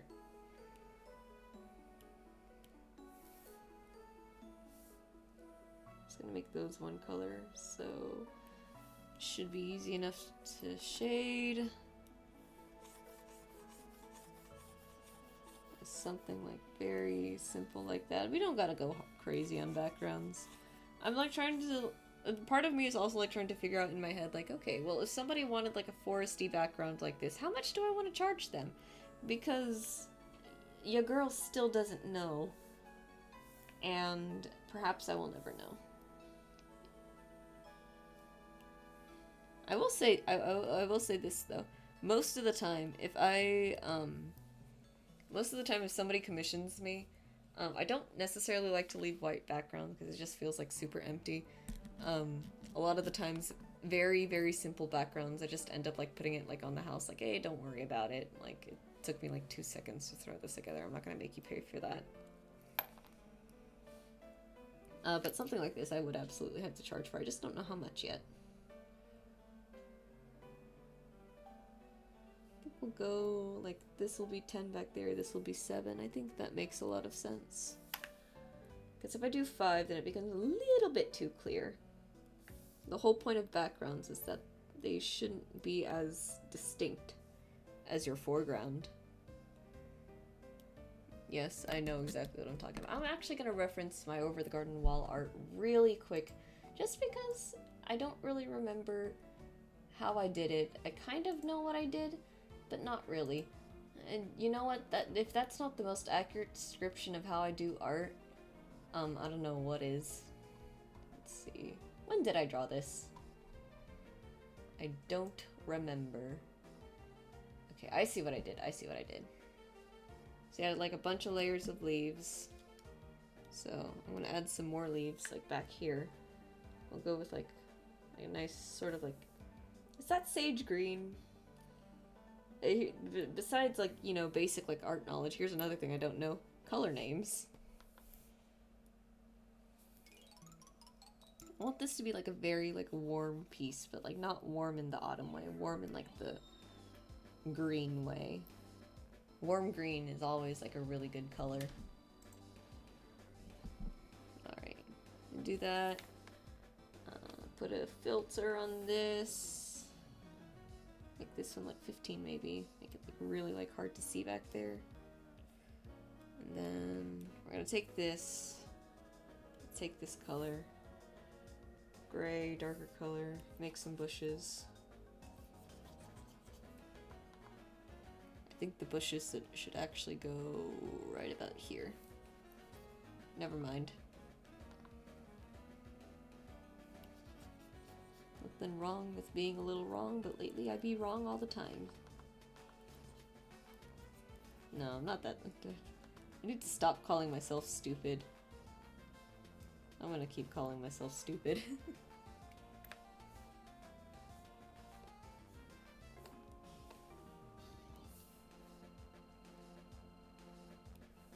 Let's go a little bit like that, and then I think from there, what do I wanna do exactly? I think right about here there should be some sort of gradient. One of them circular ones where it starts transparent and something like that. Something just to give it a little bit of... I think I gotta redo it actually.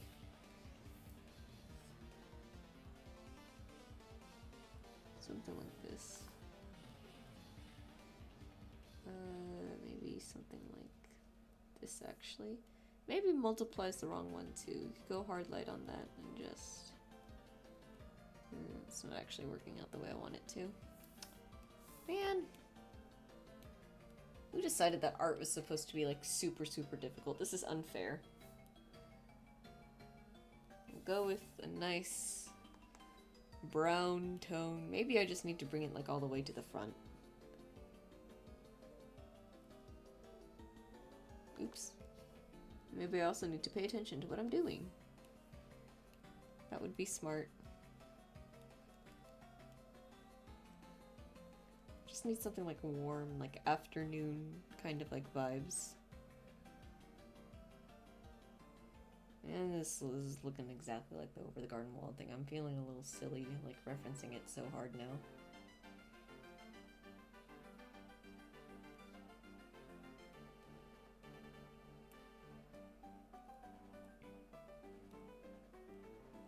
But I want it to be very warm and like kind of summery. It's not summer yet, but it kind of feels like it here already.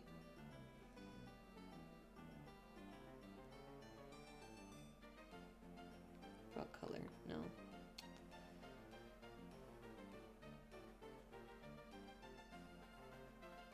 That's okay.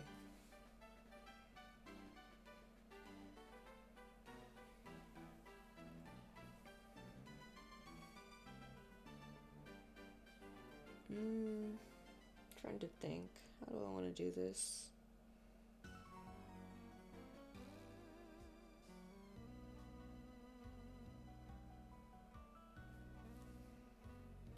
think I should go back here too. I'll take this color. It's probably like around here somewhere.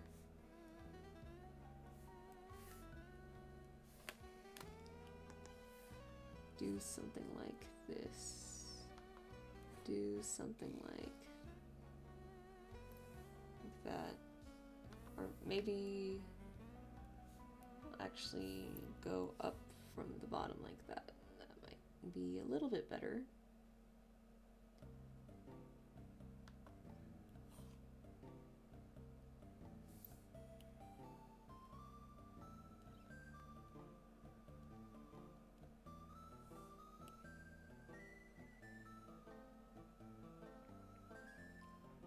I think that works out. Maybe? I don't know. It's not super visible, so I don't feel like I should even like have it in the first place then.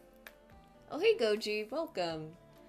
Oh my god, it's like 11:30 for me. I hope it's not like super late for you.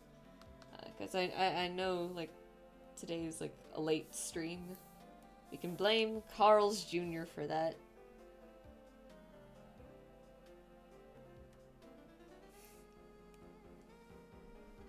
Yeah, lovely to see you here. You're not really a face that we see all too often.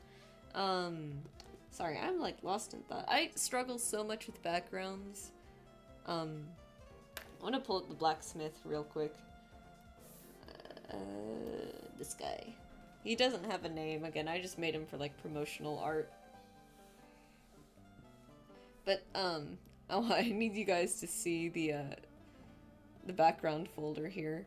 So it starts at layer 10 and ends at layer 40, but that's technically because layers something through something are in here. So it really ends at like 32. So this took me like, how many is that? 22 layers to get all of this right, because I had to do this, I had to do that. All of these are like separate elements and it was crazy. I'm really proud of the tools back here though. They really have a nice touch, and I was a little worried that this like 3D effect would get a little lost, but it actually worked out pretty well. How's my night been? My night's been better than my day, I'll say that much. I love stream. Sometimes I think about it, it's like, oh man, stream is kind of like work, but then I get to stream and it's just like, never mind, this is really relaxing. This is like the perfect way to unwind for the day.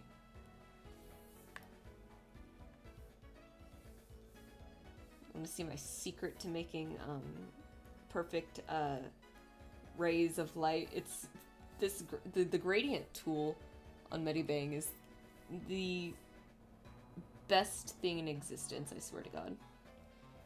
Just do something like that. Condense it down to something like that. Rotate. Move it around. Shrink it down a little. And boom! We have light.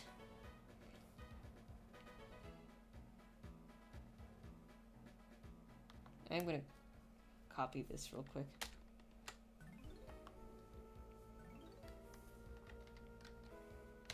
But yeah, it's a super quick like shortcut for all of this. For me, a lot of digital that's at least good. Thank you. But yeah, to me a lot of digital art isn't necessarily like, oh well, how many like brushes do you have? How many like this? Do you have a thing that can do this? I'm like, no, I just have like the tools that the program gave me and my way and my own little spin on how to use them. Because I think that's like a lot more valuable when you know how to use the resources that you have.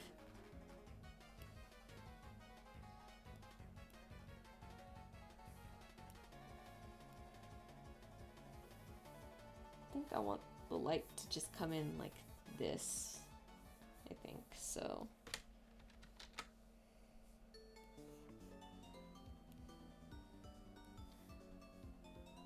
Something like that.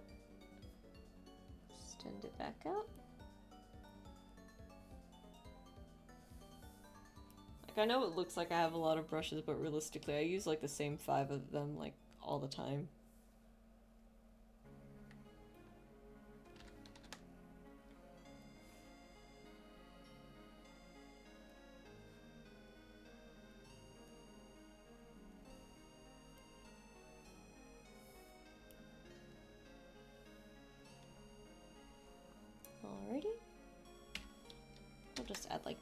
one more, or maybe two actually.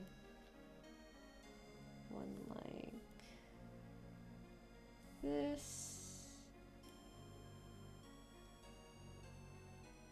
That might actually be good, and then we'll just put a blur filter over them.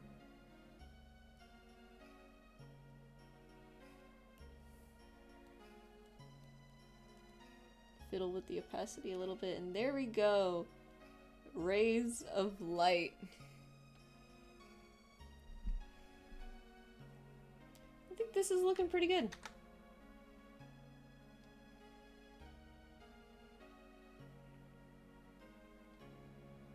We'll save that. Hopefully that it saves. Yeah, I think I should do an art tutorial on like wood grain and everything. Oh, that's an interesting emote. What is that? What do we have here? It's this strange banana looking thing. Morphin time. Oh, I see it now. It's a lightning bolt. I'm sorry, my vision is like terrible and like chat is just a wee bit small. So I was like, that's a weird banana looking thing there. It's a lightning bolt. Tragedy.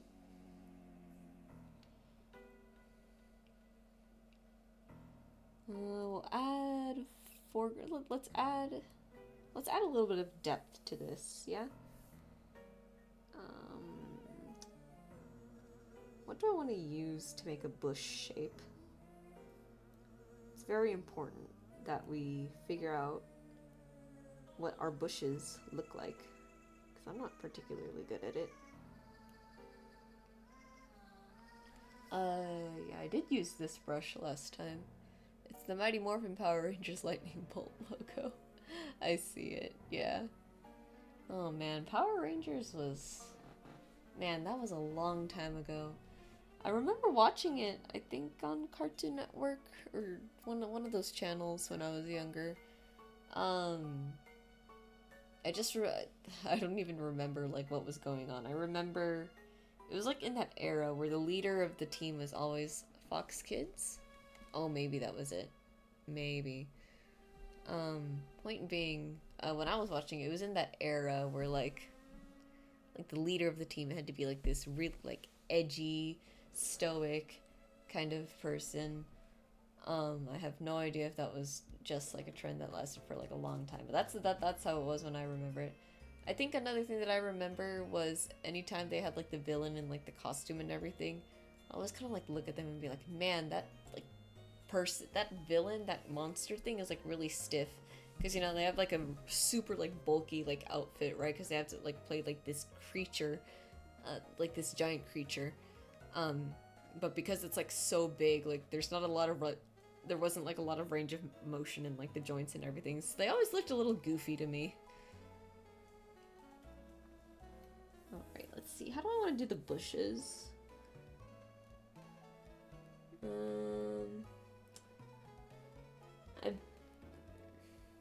I bet there's something in here that I could like turn into some bush shapes. Besides that, because that's already for the trees. It's gonna look a little strange, I think, if I use the same brush on the bottom.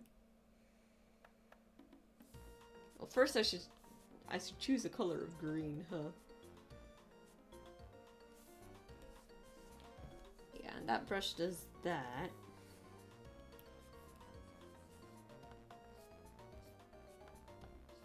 I usually like to make this on like grassy bits because it's very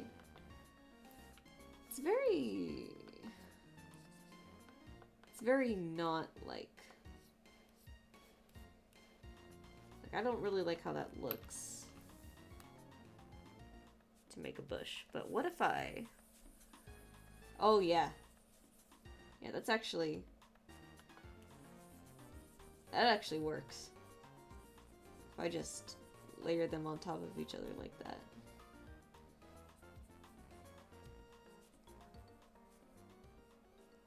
I love using brushes the wrong way. There is technically no wrong way, but I like to pretend that there is because I think it's funnier. It's a rubber suit. That particular technique of a rubber suited hero / monster all originate from Japan. That makes sense. I see that. Cause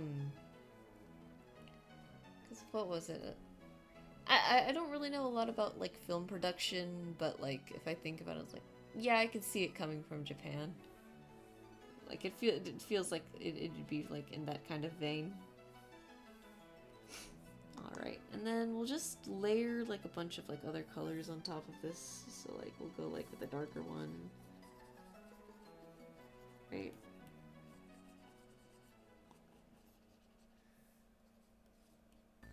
Then maybe we'll also go with like a lighter one. That's a little bit too light. Go back here.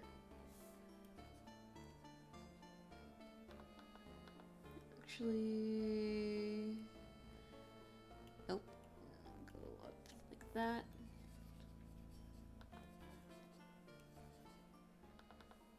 No, sandwich actually.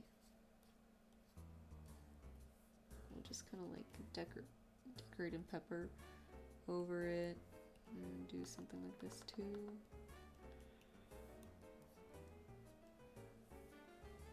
Yeah, that's looking very like bush-like, I think.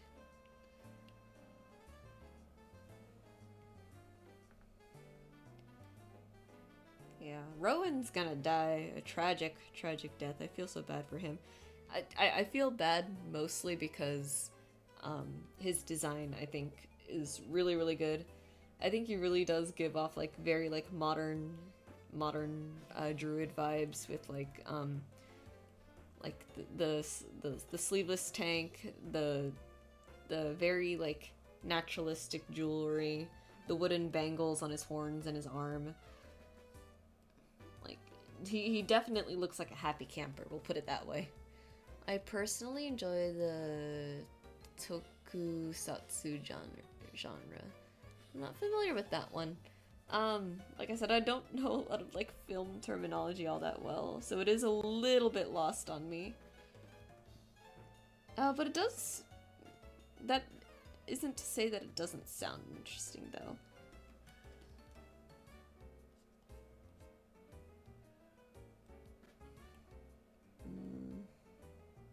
I'm gonna merge all of these. And then we'll do this clipping layer, set it to multiply, get like some shade of green for rendering. Just do this and make it easier. So that way we don't have to think too hard. Because who wants to think while they're doing stuff like this? Thinking is actually very important. Thinking is absolutely what is helping me get through all of this.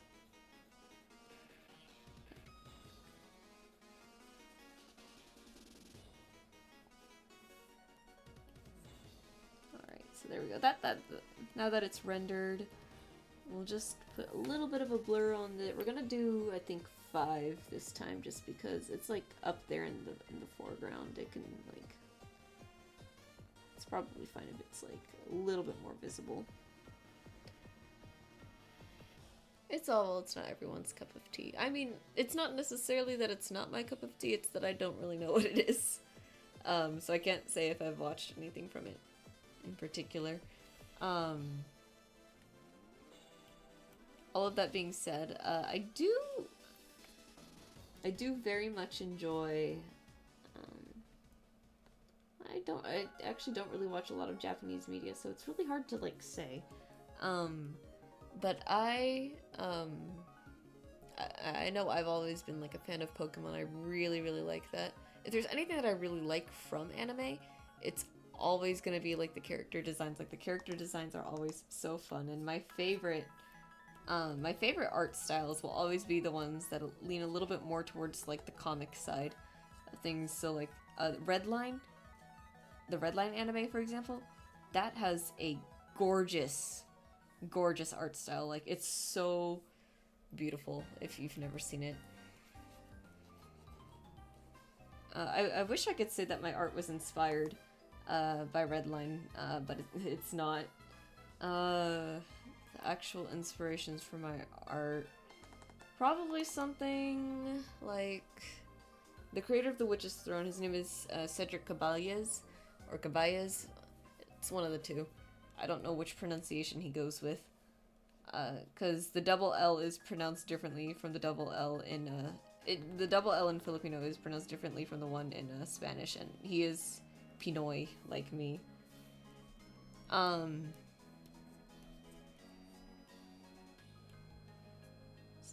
then, like, his art has definitely, like, influenced mine, because he does, like, the thick line art stuff, and it's, like, very cartoony. It's very, like,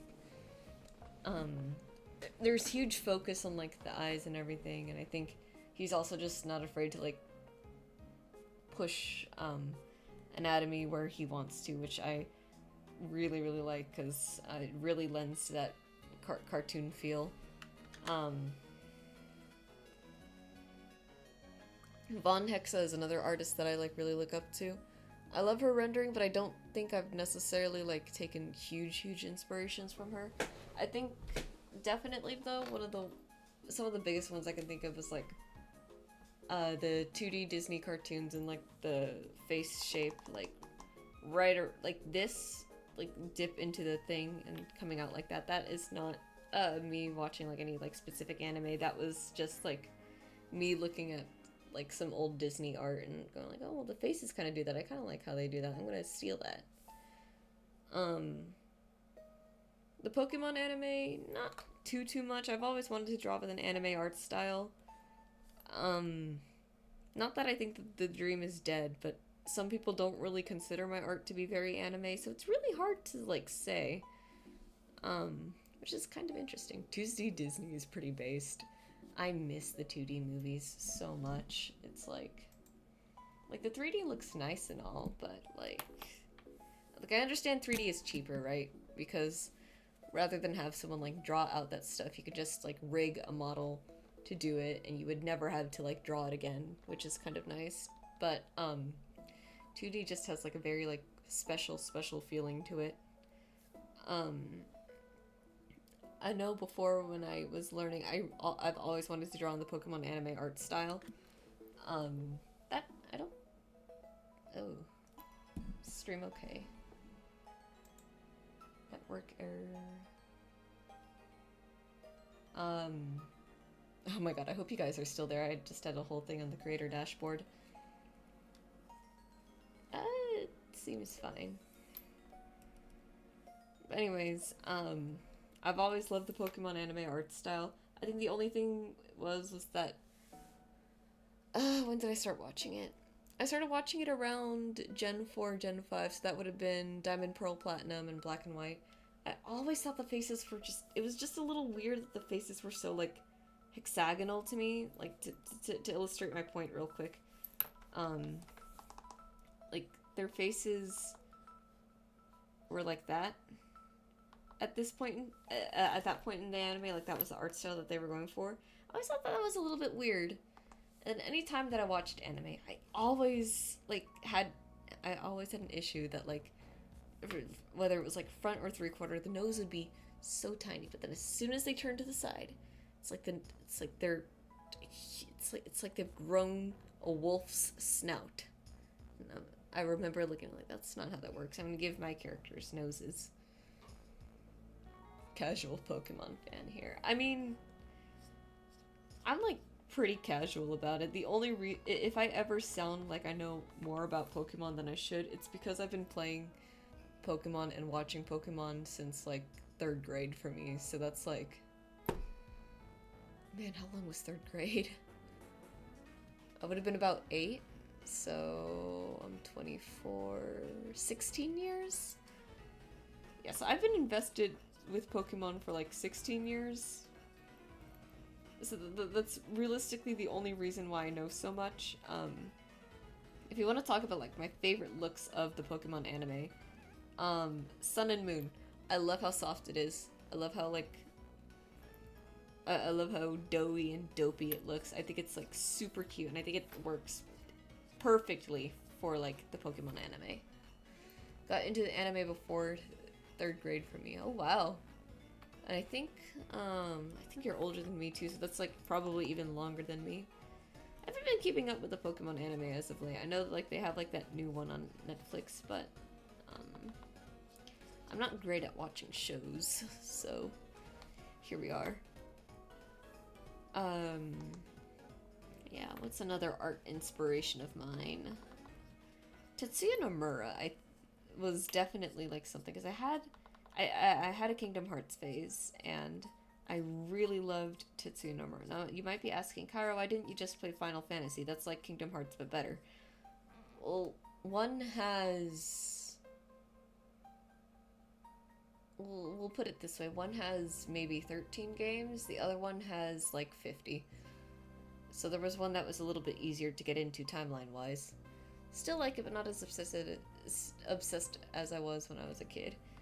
Yeah, that's valid. I can definitely say the same for me. For me, I'm definitely like way more into the games than I am the anime. Because the anime is just not necessarily... The anime is just a little bit juvenile for me.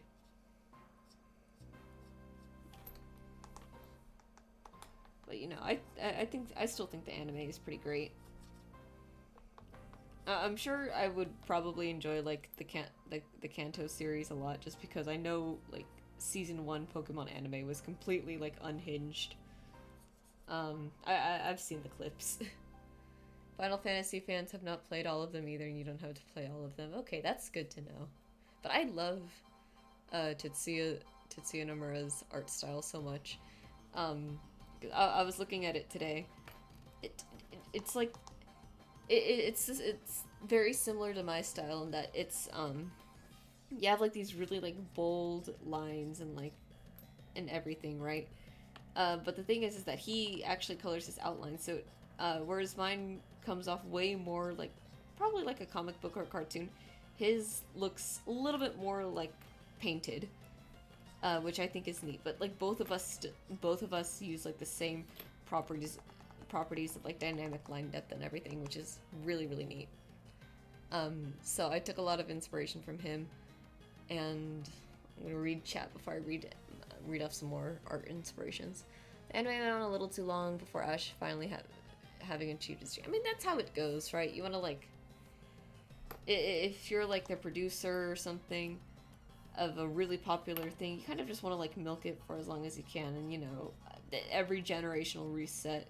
The way Pokemon works is actually like built perfectly for it, because it's like every generation you can think of it as like a new season, like a new like, or not a new season, but like its new show, like its own like iteration in a sense. I don't know if that makes sense. They're not linked, so you can play Final Fantasy X without getting spoiled for Final Fantasy 9 or 8. God, that is so confusing though. It'd be nice if they like ditched the numbers and at least like used words so that you could tell which one. I don't know. Anyways, my next art inspiration. This one's just a smidge embarrassing. Also, welcome 6 viewers. Oh my word. Oh, and Goji, you followed. I just noticed. I wish I got alerts for that. Thank you so much for the follow. We're at 74 now, which is really cool. Let's see. But this one's embarrassing. Does anyone remember Creepshow art? Oh god, this is like the worst time for like an ad break to roll. Does anyone remember Creepshow art? Like if you're not stuck in ad purgatory. Does anyone remember her? Yeah. Yeah, you know what I'm talking about. So, I was not like a regular fan, but it's like she had like enough interesting topics in her videos to where like I would like have it on in the background, or sometimes I would watch, because the way she did her videos was again like art commentary over like footage of her drawing, right?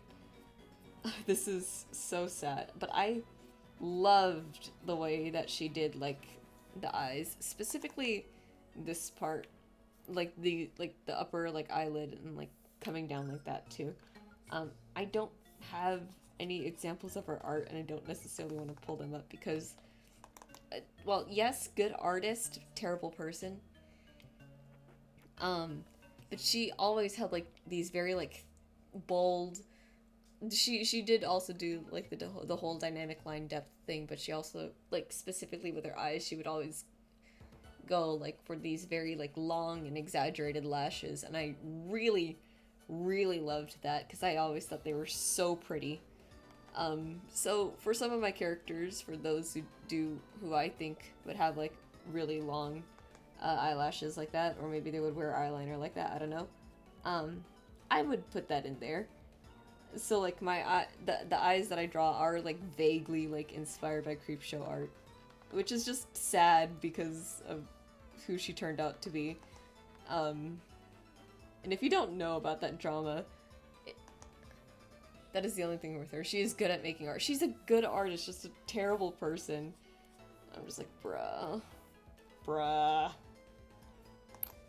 That like that to me, that's like kind of like the really upsetting part. It's like she literally didn't have. She literally didn't have to do like anything that she did. Like at some point, she was like popular. She should have just like what. She should have just let all of that go. She should have just like left it behind her, stopped like harassing that poor woman and everything. Just, but I don't know. She was like addicted to like attention or clout or whatever. Or like she had this obsession, I think it was, with like making sure like all of like the negative talk was surrounding like her peers and rather than herself. And I think what was it on that lolcow forum, she was like always like trying to direct like hate away from herself. But like again, the way she was doing that was directing it towards her peers, which was just not cool. And of course there was like the stalking, which is like the worst thing. Ah, my god.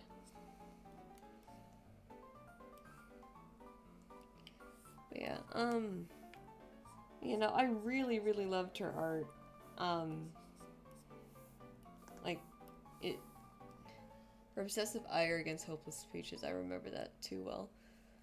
Ah, man. You know, I think genuinely that entire art community just was sort of like a rotten corner in the internet.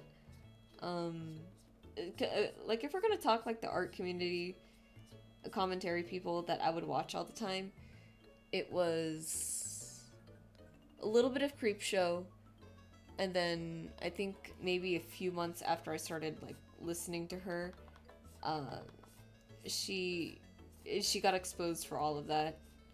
I was like, oh well. So, like Loki, sometimes I didn't really like watching her videos because I thought her voice was like grating.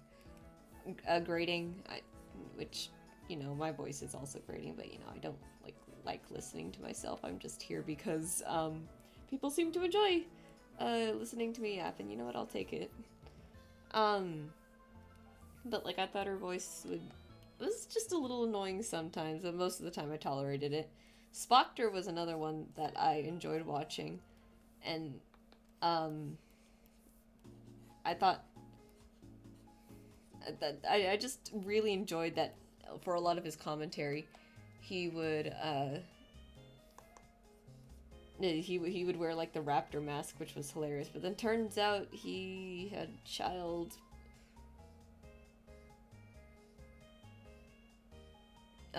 cheese pizza on his phone, or not necessarily on his phone, but like somewhere, and it's just like, bro.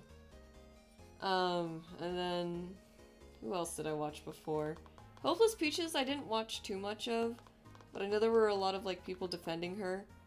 But I think she also did like some like problematic things that was like raising a lot of eyebrows. It was a whole thing, just like that entire community. I've been like watching like the collapse of it. So it's literally people like Hopeless Peaches, Spoctor, Creepshow, who's another one? Illuminati. Just a Robot too. Even like had like a whole thing. It's just like all of these people that I used to watch. By the way, when I say used to watch, I mean like I was maybe 19 to 20 when I was watching them. Just like it's so sad. It's like, could you people just like behave? but from a video that I saw recently, I think a lot of them, or a decent handful of them, got their popularity when they were in their teens. Just a Robot might be a slightly different story. I didn't actually watch the thing on that because I didn't watch Just a Robot too much. I just think I might have watched like one video of his, and it was like enough for me to like recognize his name.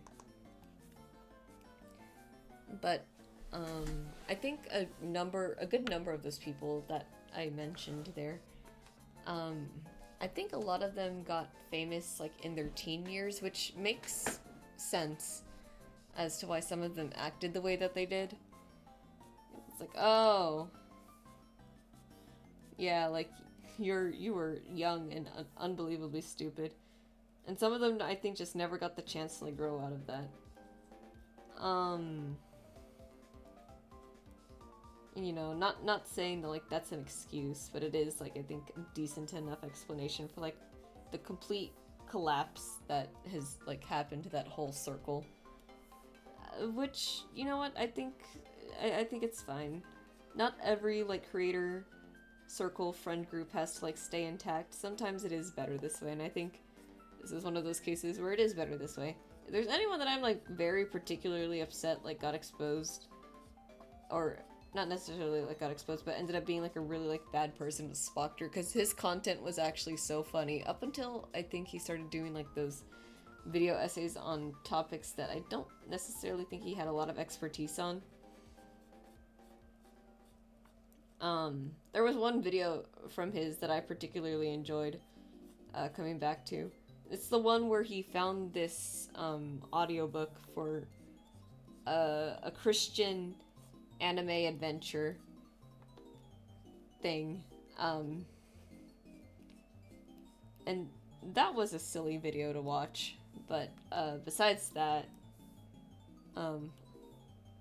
he had like really good content up until like the very, very like end of his career.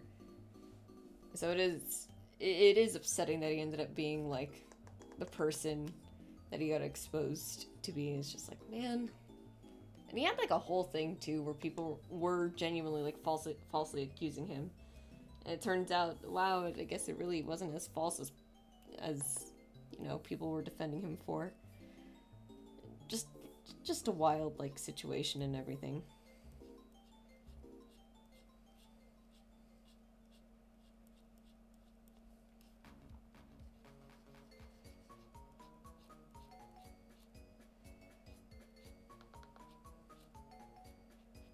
Yeah, the commentary channels I watch now though,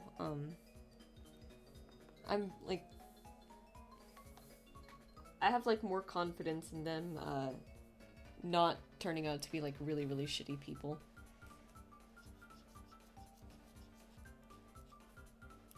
So I'm glad about that. And I'm also glad I'm not like too hooked on like art drama anymore. Cause like, yeah, it's like kind of fun to watch, but like that's really all it is. It's like fun to watch, and I don't even want to think about like what it'd be like to be like a part of that. Some other art inspirations, by the way, because that's how we got here, right? I was like talking about like the artists who have like influenced my style. It's really hard to say. I know Johnny's art has definitely like influenced mine. I really liked the way that he did his rendering before, so I wanted to do something like that. And I never looked back ever since I started using this acrylic brush. This is like the best thing. This is the best brush on Medibang. No questions asked.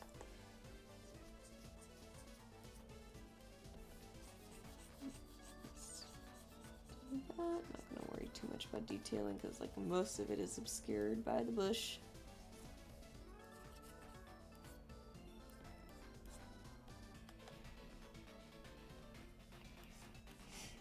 Oh man, another creator that I think went completely off the rails that I used to watch, his name was PK Russell. I have no idea if he's still active now. I seriously doubt it because the stuff that he got exposed for was like ultra mega bad, and he got canceled like pretty quickly, I think. Some things need not be questioned, like Pinkie Pie. Oh my god. Yeah. I'm still not super familiar with, like, MLP, but I do know who that character is.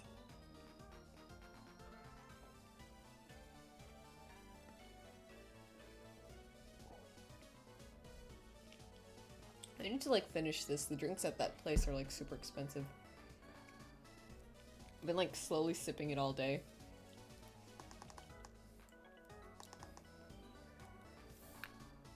PK Russell, from what I remember, he had a it's all good, she's cartoonishly goofy. That's always, like, those are always some of the most fun characters. PK Russell, though, from what I remember, like, all of this happened, like, years ago, so I have no idea, like, how spot on I am with this. But, from what I remember, on his Discord server, he did have minors there, and I think, like, it was either, like, during, like, a group call, or he was just recording himself. He mooned the camera, and, you know, there were children, so it was like, bro, like, what are you doing? Just bad things all around, I don't know. I don't understand how, like, why for some people it is so difficult to just, like, behave accordingly around kids. Like, it's not that hard. I guess I should be generous. It's around teenagers specifically. I think most people have, like, an easy time, like, not being, like, weird around, like, actual, like, toddlers, right? That's the first I'm hearing about that. I swear that was what happened. I'm not gonna look it up because, one, I don't really want to, like, accidentally see buttholes today. And two, it was drama that happened, like, a long time ago, and this is just, like, my vague recollection of events. But, like, the guy had a little bit of a temper. Like, if I remember correctly, he had a little bit of a temper. He was a little unhinged. And I think he had, like, gotten so upset that he mooned the camera, and people were, you know, pretty upset about that. And I just don't think, I think rather than, like, apologizing, he, like, doubled down or something like that. I can't remember all too well.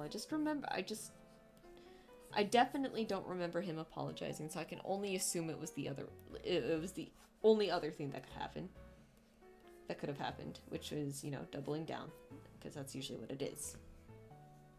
I haven't paid a lot of attention to PK Russell and about his infamous review of Hazbin Hotel.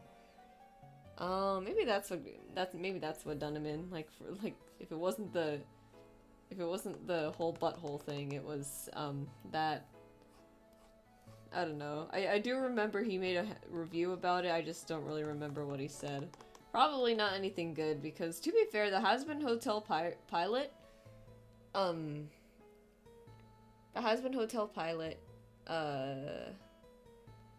it's a pilot, right? It's not gonna be, like, mega, ultra, sparkly, clean and polished and everything. But it was definitely a bit much. Because, you know, there's, like, there's way too much going on in like, the background, to the point where it, like, draws away from the foreground, the things that you're supposed to be focusing on. There's, I can't remember if there was, like, audio problems, but there was just, like, in general, like, stuff. Yeah, you know, you'd expect from a pilot episode, so it's like there's no reason to be, like, super harsh about it. But at the same time, it was, like, stuff that did need to be pointed out, because, you know, at the end of the day, people who do stuff like that do kind of need to rely on, like, audience feedback. And if the audience feedback says, well, here's what was good, here's what was not good, you know, you're supposed to take that with grace and learn from your mistakes and correct them. I have no idea what happened after all of that, though.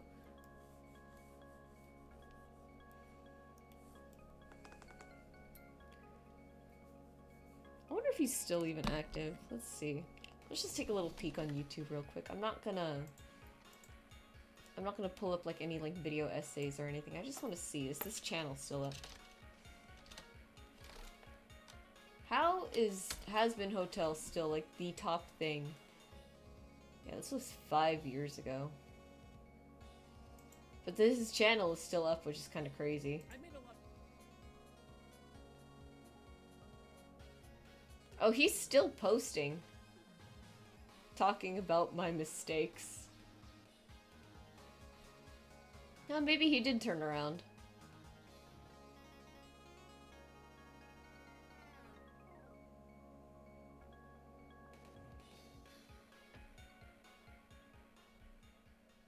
I have no idea.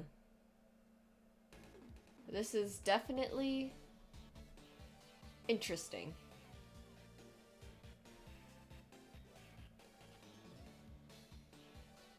Well, I'm not particularly interested in like revisiting all of that. That's just kind of like not the that's just kind of the content I'm not trying to look for at the moment. Ooh, the rope is gonna be kind of annoying to render. Sob. We will do it anyways. I think if I'm fast, I can probably get this done today. I just need to like really like stay focused.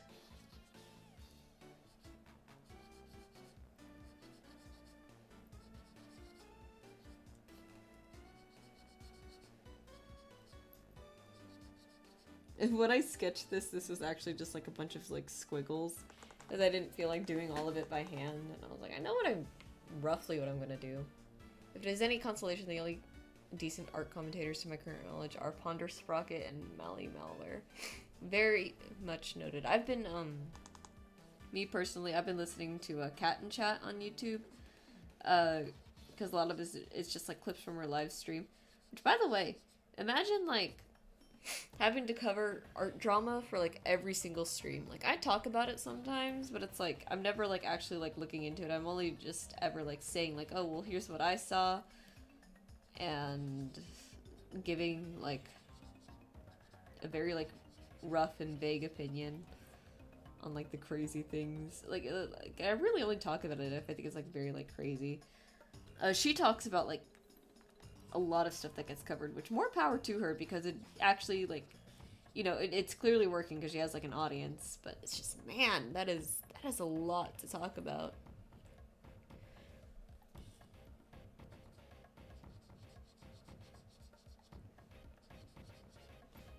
I can't imagine it's like any better too with like TikTok. Like before it was just like Twitter and DeviantArt stuff, right? Now it's like a whole thing, and it's just, again, the people on TikTok are absolutely feral. We were talking about this earlier, Goji. TikTok is just, it's full of the most colorful languaged individuals. And it's all very much like not good. It's all like very awkward. Because I think my thing with TikTok, another reason why I don't really like want to like use it more often, is because I think there's so many kids there. I don't like children. I don't like being around children. And I know I have some minors following me on socials, but to be fair, at this point, I don't really draw NSFW, so I don't particularly care if they follow me or not. What I do, but like on TikTok, they're like everywhere, so it's like I don't really want to be active there because I just don't really want to like interact with them. And the Discord server is also 18 plus. I haven't been. I feel like I only mentioned the server at the beginning of the stream. Oh my god, that's valid. Yeah, just I don't like kids. I feel like I really don't like kids. I'll be at work, and it's like, oh god, the middle schoolers are here. Somebody please put me out of my misery. And like also like the kids on TikTok, I think, are like hilariously like racist too, or like they're trying to be, and it's like, this is so lame.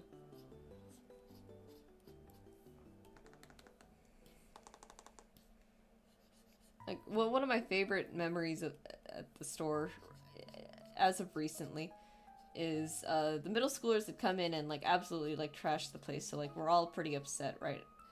And I'm like suggesting to my manager like maybe we just have like a rule like any children like under the age of like 14 can't be here. And these two other middle schoolers pipe up like, hey, do not lump us with those kids. Those people suck. They think they're from the hood. And I'm like, yeah, they do think they're from the hood, which is crazy to me because they live in the middle of nowhere suburbs. And like, there's literally like, you could not be further away from the hood here. I'm sorry. Those parents have done a piss poor job raising those kids. Oh, they absolutely have. Or like, but like the thing is, at least when it's like middle school, at least it's probably like not too late to tell your kids like, hey, maybe you shouldn't be like yelling slurs at the top of your mouth, right? But that's only really assuming if like the parent actually does their job of being a parent, or at the very least if they like make sure that their kid doesn't get like super mega obsessed with like online clout. I'm glad I actually didn't grow up with social media. I didn't have an Instagram until like high school, and I don't even think I used my Instagram until like, oh my god, I don't even know when, my junior year? My senior year? I didn't have social media for like the longest time, so I genuinely didn't even know what I was doing. So I never really got like the whole like online posting kind of thing. It was only like recently where it's like, okay, well I kind of want art to be my career. Where I started a little bit more, but even then I'm still like completely lost on like how social media like works half the time. My mom is happy I never underwent a rebellious / emo phase mood. No, that's to me that's my rite of passage. Like that had to happen. I think it especially had to happen because my parents were not necessarily like super strict, but like they were strict about things they arguably shouldn't have been very strict about, because at this point I was already an adult and it was like, well, it sucks that I have adult friends and I cannot do adult things with them. I just realized that was all on the same layer. It's okay. I'm not gonna worry about it too hard. This is the one thing about like having like big drawings like this. They always start to tank at some point. But they look so fine.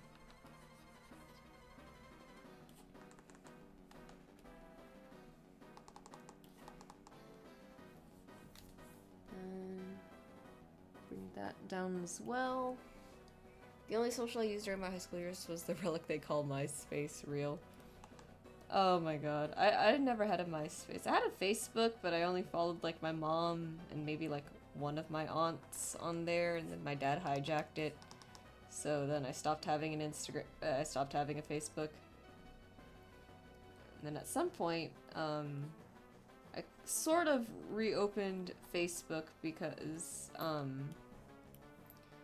I needed it to connect to Publer, because I was like, well, I want to do the synchronized posting across like all my active socials. So right now it's Twitter, Blue Sky, and Instagram, except Instagram's like my neglected middle child at the moment. I do post on it, but I'm not nearly as like active or anything on there.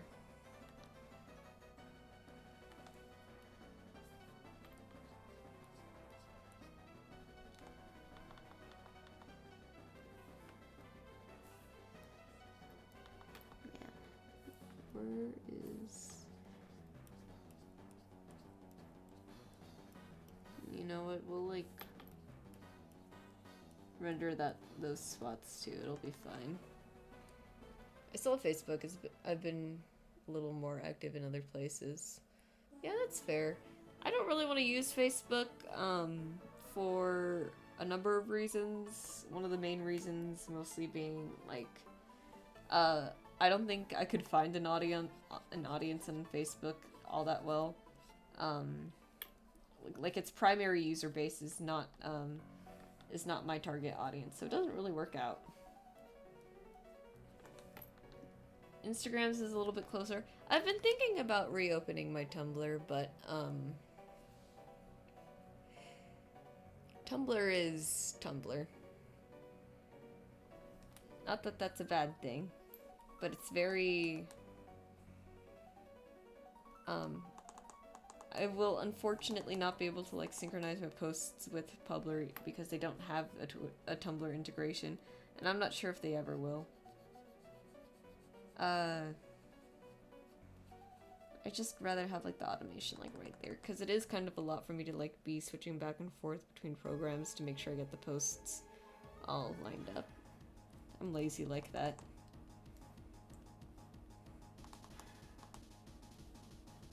Let's see, I want to do the eyes first actually. Bring that up.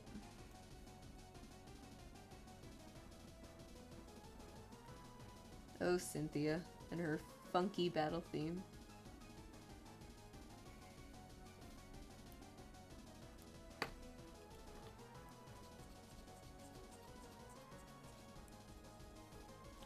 Yeah, I don't think I'm gonna finish.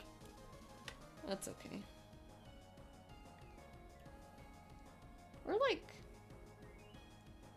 if I'm really fast, but I feel like I would have to be a little bit careless too about like where I put things, and I don't really want to do that.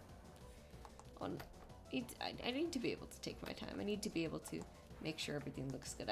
This probably would have gotten done faster if it didn't take so long for me and Johnny to get lunch today, because that place, that boba place next to Carl's where I work, really good stuff there, but they do kind of take a while and it is a little bit expensive.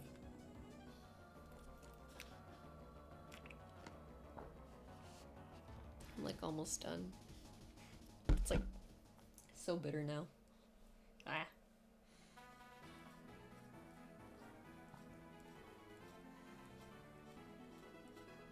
Did I ever explain how I beat Cynthia on my first try in Pokemon Platinum? Because that is honestly like a really like silly story. I would love to chat more, but it's getting close for me to go to bed. Have fun with my stream. Good night. Oh, alright. Good night. Yeah, it's probably very late. I have no idea what time zone you're in, but yeah, it's almost 12:30 for me too. I gotta be... I'll be wrapping up, like, not necessarily shortly, but like soon enough, probably. Thank God. I swear, younger me playing Pokemon must have been a sight to behold. Because, first of all, not only was I a stupid child, but I was also... I was so horribly, like, illiterate. My first playthrough of Pokemon Platinum was very similar. Both me and Johnny had like very similar playing styles when we first started with Pokemon, because neither of us really knew what to do. And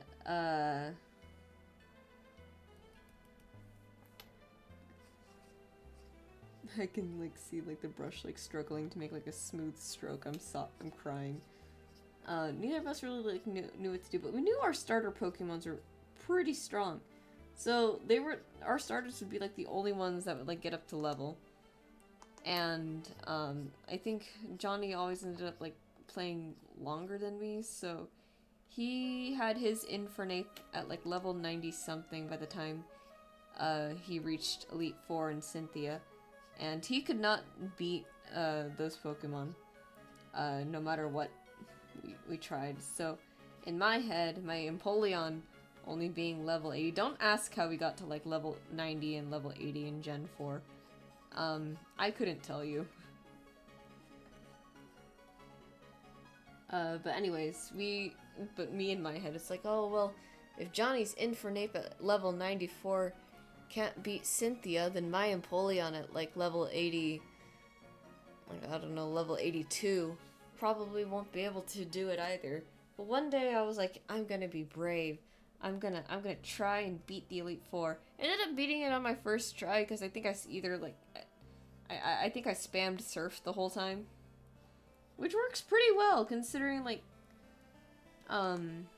there's one Elite Four that's ground. There's that other Elite Four that's like, what's it called? That's fire. And then the other two are Bug and Psychic, which, like, not that they're necessarily, like, weak to water, but Empoleon does get Drill Peck, and I don't think Bug types and Psychic types are particularly known for their bulkiness. So that worked out pretty well, and I think I proceeded to just continue to, spam Surf the entire way through the champion fight. I don't know how her Garchomp didn't absolutely destroy, my Empoleon, but it didn't. You know what? We take those.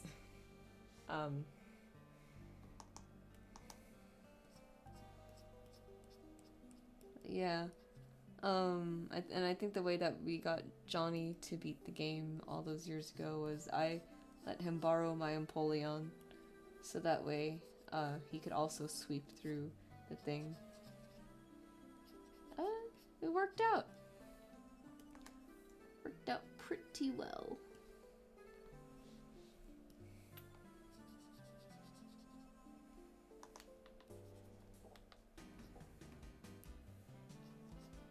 Oh, another reason why I have Rowan too, actually. I was telling Johnny about this. Aerie is bi, and, to me, because she was bi, I didn't want her to, just date, women, basically, in the comic.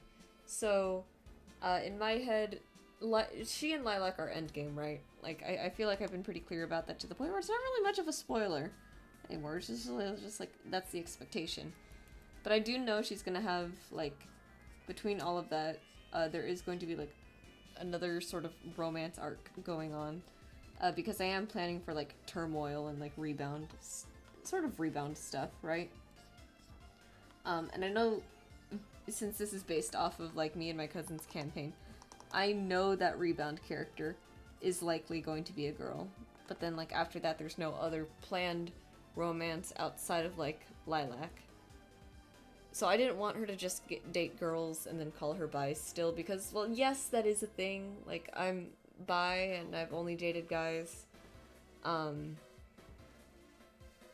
This is, like, real life versus a fictional story. I think in a fictional story, for the sake of representation, you kind of have to, like, move the pieces a certain way, just to like really like let the audience know, like, hey, this is like I'm being so real right now, like this is what the whole like picture looks like. So I made Rowan a guy to fill in that. It's like, hey, I promise Aerie just isn't into girls, okay?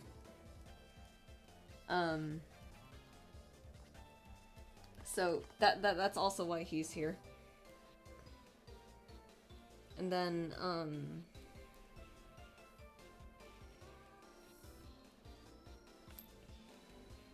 you know, we're gonna do this shirt first, actually. Because I forgot I have to render his clothes. So that's why he's here. Another thing that I thought would be smart is this. Aerie has a few wild shapes that she likes to use. She has like a little cobra that she can transform, that she can wild shape into. She has a wolf too. And it's the wolf one that I wanted to like focus on. Because the snake one, that's obviously gonna like kind of gonna come from her family. Of course she knows what a snake looks like. Of course she would have like an easy time turning into that.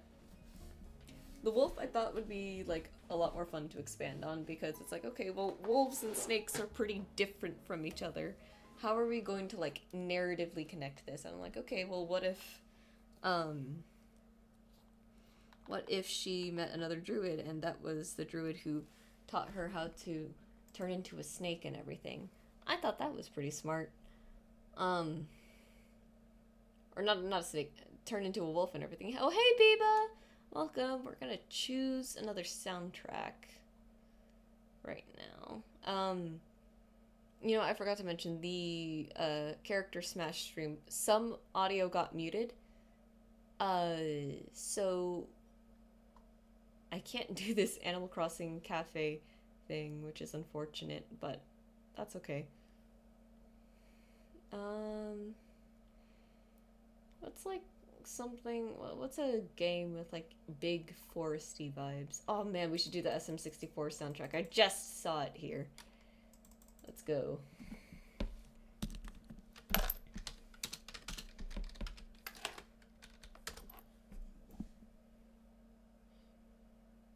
Oh, this is so worth it. Let's go. Why was that all left channel? You know, it's literally all left channel. Well, we only need it for another 30 minutes. We'll do this one. It's me, Mario.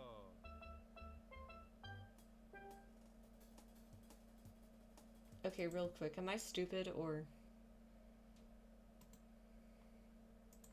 Did I just break my new pair of earbuds? Let me just check something real quick, chat. I'm gonna be so upset if I broke these.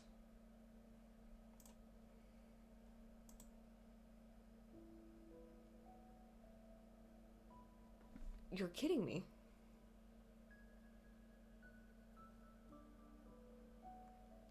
Are you kidding me? There's no way. I have these so low. Oh, there we go. I think it just got a little loose. Also, Biba, I'm like so sorry if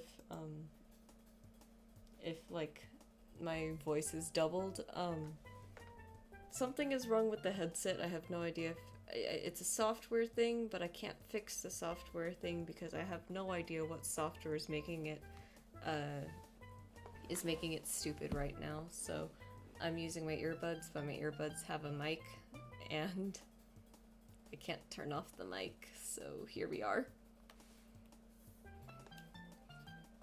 But yeah, I thought to get back onto what I was talking about, Aerie does have a wolf wild shape, and I thought, you know what, it'd probably be smart if I elaborated on that. Because, again, snakes and wolves are, like, pretty different. She's gonna need, like, I figured it'd be good to give her, like, some sort of reason for having it. I feel like that makes enough sense.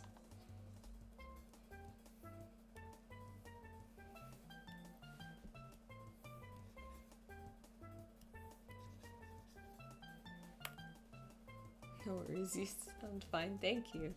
I can hear the echo is the thing.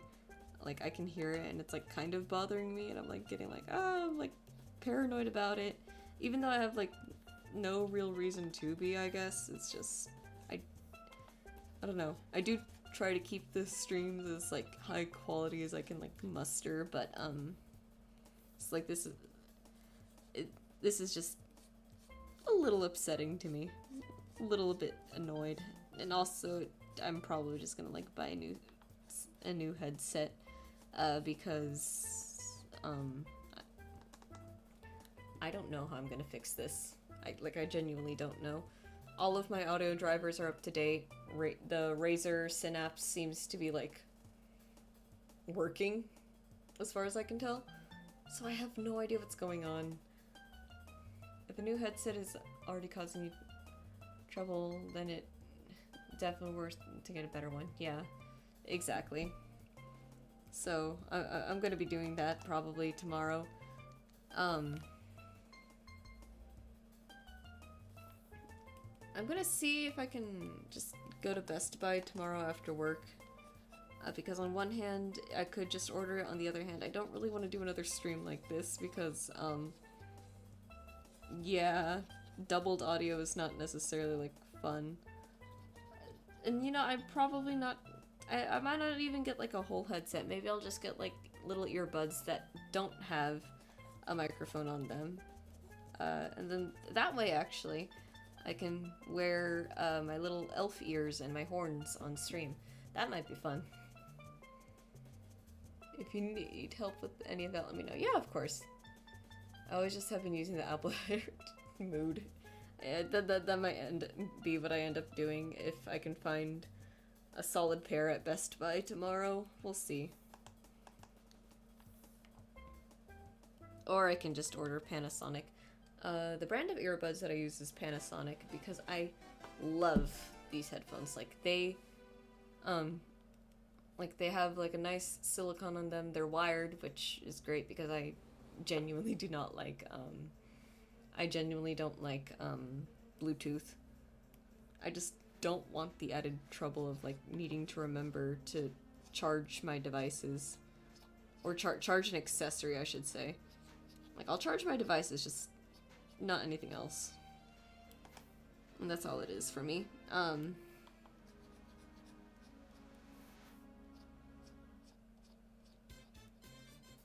Let's go, Bob-omb Battlefield.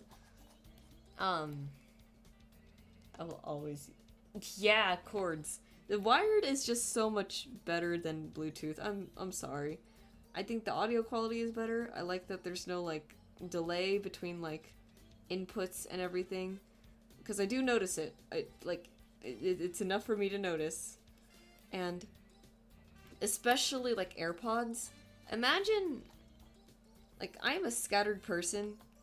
Like, I am a very disorganized mess. Or organized mess. We'll call it like that. But, like, AirPods are so small. I feel like I would just always be losing them. It just feels better, too, sometimes. Exactly. I actually had to order...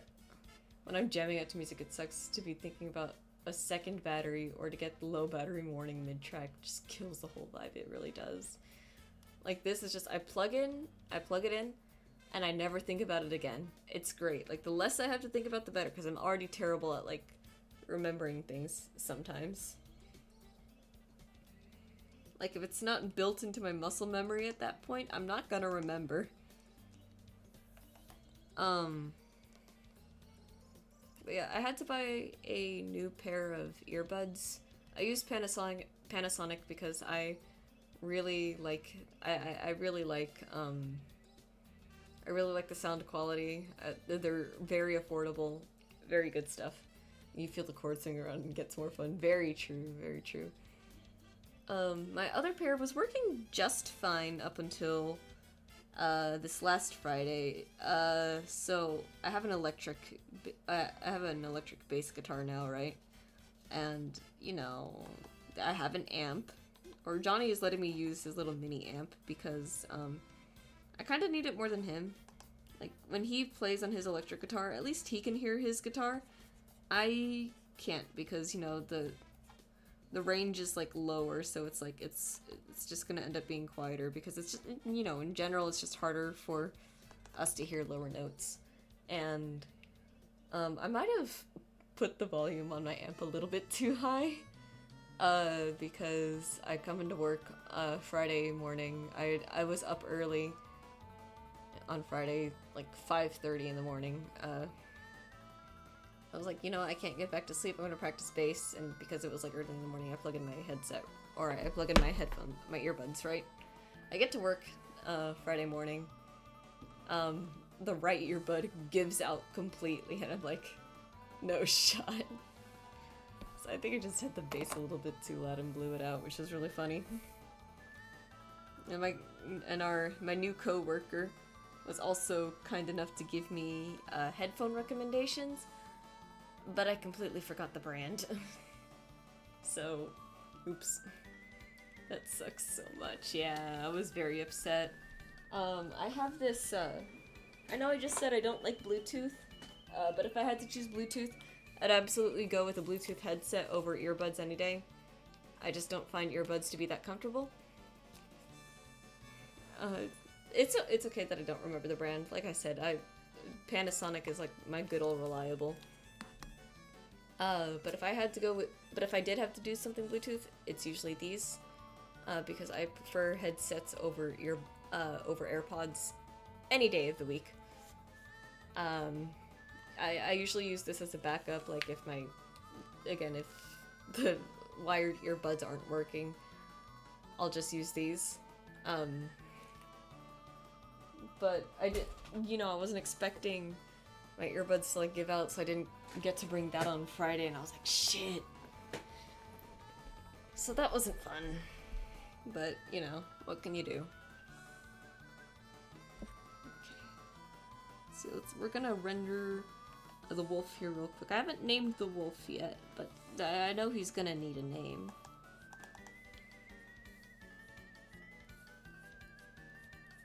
I'm gonna be a little bit fast with it too, because I think, or I'm not gonna be able to finish it on well, I guess I might as well just keep the camera rolling.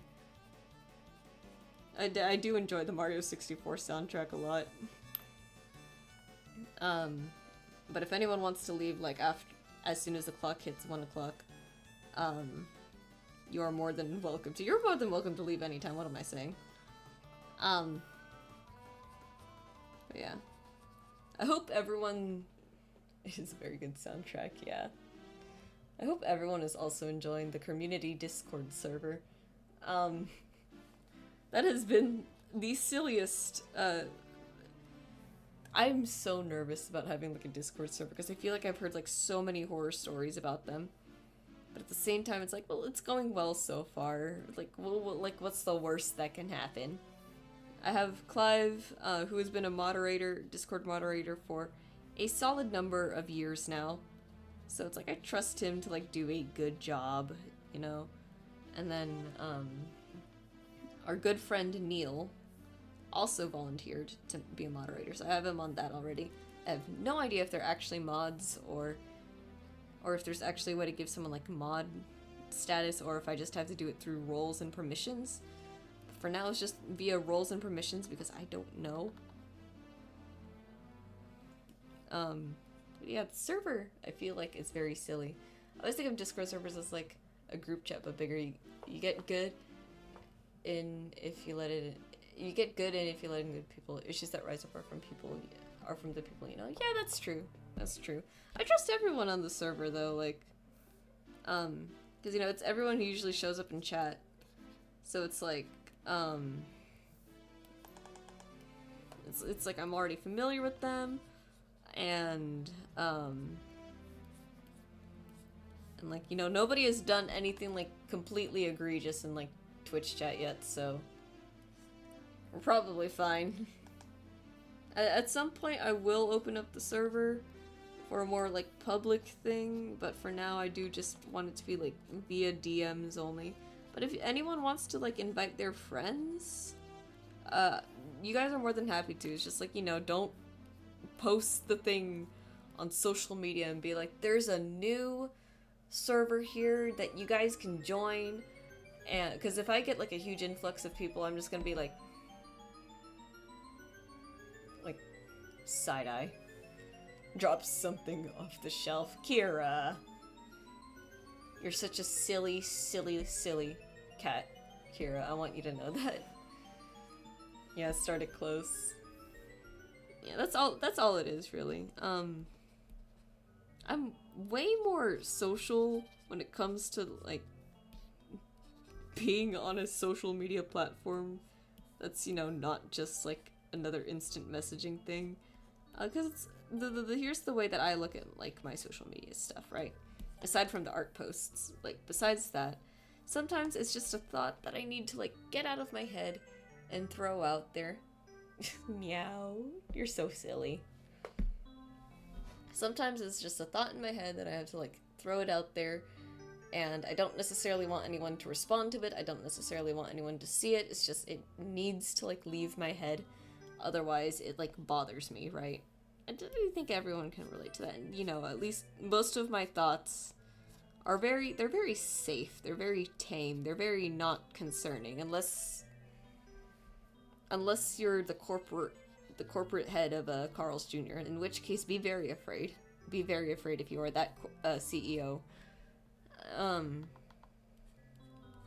you know, they're just like really like silly things. And it's not necessarily that I'm treating social media like my diary.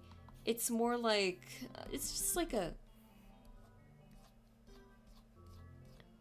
it's a vent. Not venting either, because that's like a, it has like a very like negative connotation to it. Most of my thoughts are pretty like silly. The energy is fun, having the focus be on the characters, both thirsting over them and sharing their lore. Because let's be honest, good lore can elevate a design with so much more meaning. It's a nice place to be silly, but in a way that lifts up creativity instead of putting it down. Yeah, that's a great description of like what I wanted it to be. Because it's one thing to, I think it's one thing to have like a community server. I think it's another thing when like to have a community server where like we can all be like silly about like our OCs and everything, myself included. Because on one hand, don't be parasocial, but on the other hand, this is just like the average like artist shenanigans, thirsting over each other's OCs. This is like fairly normal, I think. And like I feel like this like sort of like audience on like Twitch too is like super, like we're all super chill here. Like we all know each other. We're fine. We're fine. If like more people start joining in, I might create like roles like, oh, the OGs, the trusted people. But you know, that's like down the line. That's like a lot later down the line. But yeah, I'd like to treat my social media as more of like half the time it's like a, like I just need to like say something, and because you know, I have like a very like clear distinction between like inside thought and outside thought, and like I do recognize that social media is a public space, so you can just imagine that sometimes if I'm like putting like silly things on Twitter, it's probably me talking to myself. I have like a whole like inner monologue in my head problem. Sometimes I genuinely do be talking to myself just like very quietly under my breath, because like thoughts are going like a million miles per hour. And like I'm trying to make sure my head doesn't explode, basically. The silly, I feel like the silly improv of like, wow, that OC is hot and this OC of mine would be into them is a silly but real way to start a collaboration. Big same, yeah. You ever, it's not, I don't mean like my head's gonna explode in a bad way, I mean it in like a, if I don't get this, if I don't expel this thought somehow, it's going to like linger in there. My brain's gonna be rotted for the rest of the day. No, I agree. I haven't started sketching Rumor and Kina yet, but I swear I will, because that is like one of that has to be like one of the silliest pairings like in my head right now. They're like, what's that thing that I call Aryan Astarian? Rivals with benefits. Because, yeah, friends with benefits, that's pretty good. Rivals with benefits, it has to be one of the funnier variations of that genre.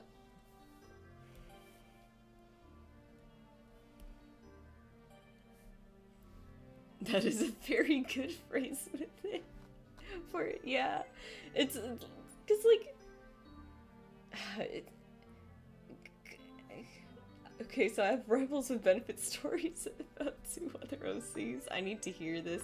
In the meantime, I'm just gonna say, rivals with benefits to me is just like so perfect, because of this, like, it's not hate sex, right?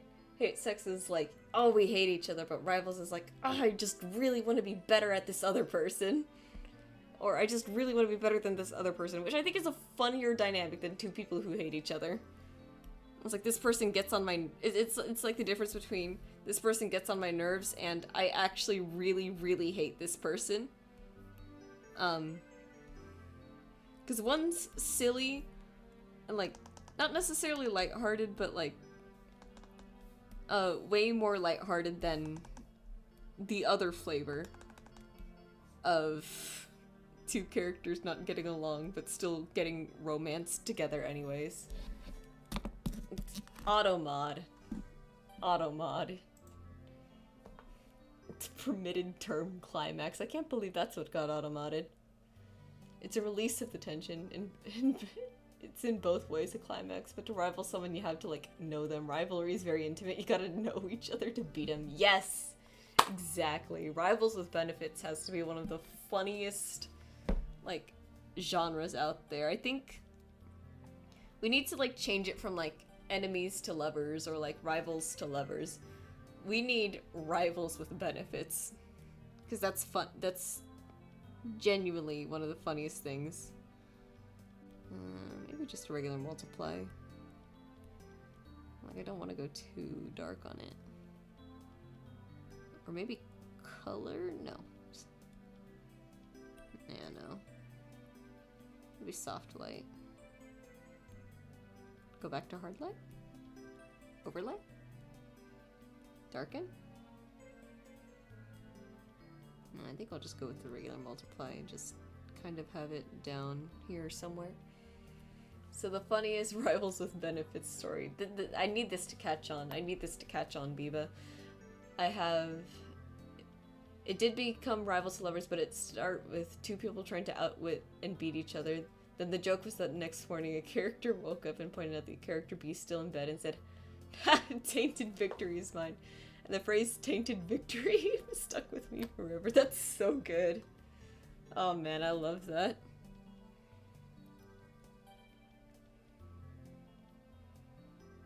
Real quick, I need to put like a paint layer over this as well, because I can't see it anymore. Biba, you and me need to make this like a popular genre at this point. This is like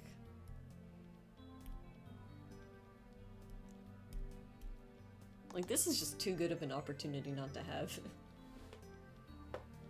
Look. You don't gotta tell me twice. We probably will go a little bit over since I'm on highlights already. This shouldn't. I mean, it'll definitely take some time, but we make a rivals with benefits duo, then we pitch them places. I like this plan. Oh, and my shortcut keys aren't working. Specifically the X. Nope, X just straight up isn't working. Okay, hang on. I feel like I'm having so many tech issues as of late. It's so annoying. Please let me just switch colors. Hello? Hello?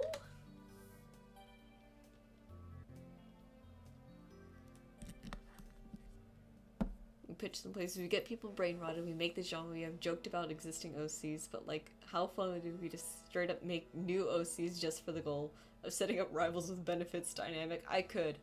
I genuinely could.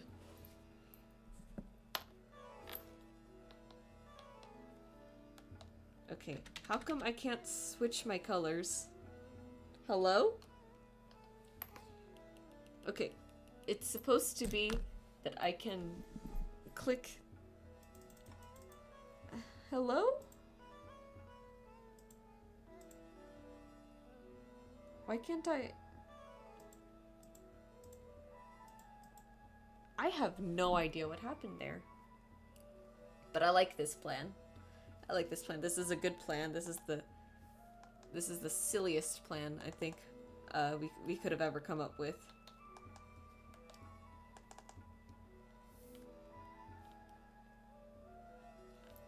Let me think.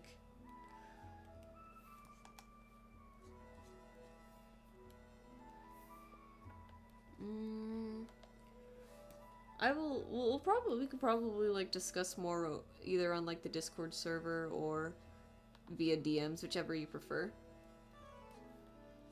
Let me think. I'm sure I have like some character concepts in my head that should work out. Oh, you know what? If we're making two no OCs, DMs at first makes sense. Yeah. I can agree with that. Actually, I might have an OC that fits the bill already. I'm just gonna have to change her from dying. Well, this is probably gonna be AU. It doesn't matter if like I kill her off or not then. I have one of the antagonist characters in the comic. Their name is Morgan Corvidra. We reveal them to the server when we have like a solid dynamic. Fully AU. Gotcha. But yeah, I have a character named Morgan Corvidra. They're a hunter, that uses like a flock of like crows or ravens to aid their hunts. And, I've been trying to figure out a reason why, they have like a whole thing going on. I'm gonna turn this down just a smidge more.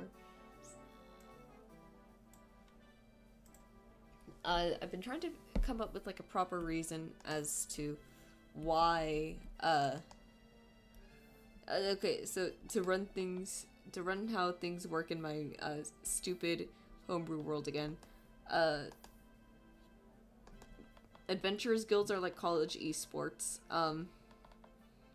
and Morgan is a solo at an Adventurers Guild, and they're very upset because they feel like they feel like they're better than like a lot of the other teams. Like as a solo, they feel like they're superior because they can get like the same amount of work done by themselves, and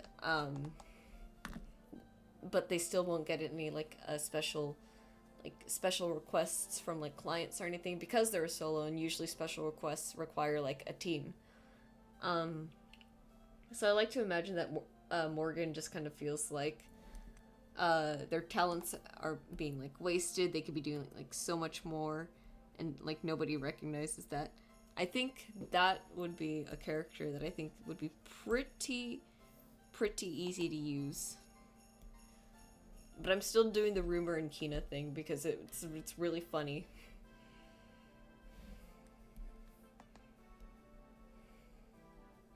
Immediate thought is like,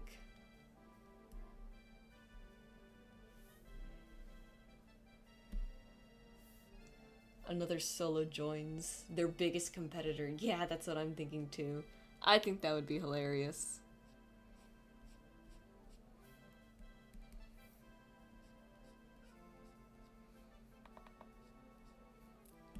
You know, we can workshop it a little bit more. I think that kind of like dynamic though.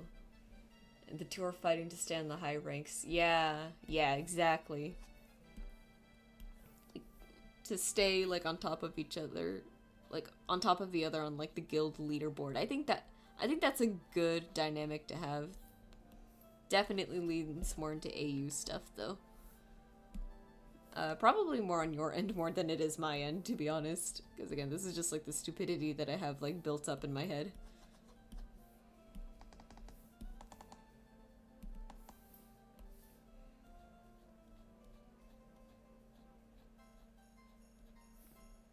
Man, I love when I get to like highlights and stuff. It always makes like the art look so good. At that point, I think I would just make a new character for it, because it would probably be easier, which I enjoy doing. Yeah, I love making new characters too. I do it all the time for the game store because, haha, I'm a DM over there, and I kind of have. Sometimes people just don't come in with sheets, and that's fine. But it's like, we have a very like specific time frame, to work in. So I usually try to make sure like there's sheets. But if people want to make their own sheets or bring their own, that's also fine.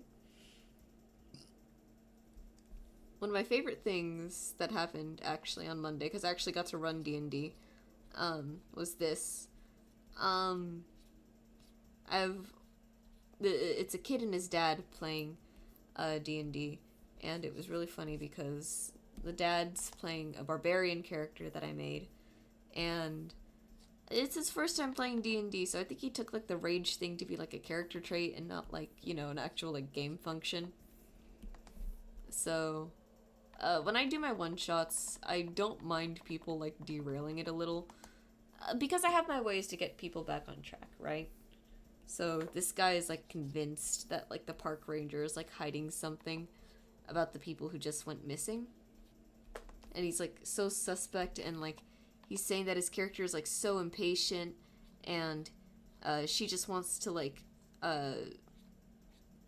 she just wants to like charge into battle and like figure out something. Oh, and it's 1 a.m. I'm gonna go over. I want to get this done because we're almost there. If I posted this as a whip, that would be pointless.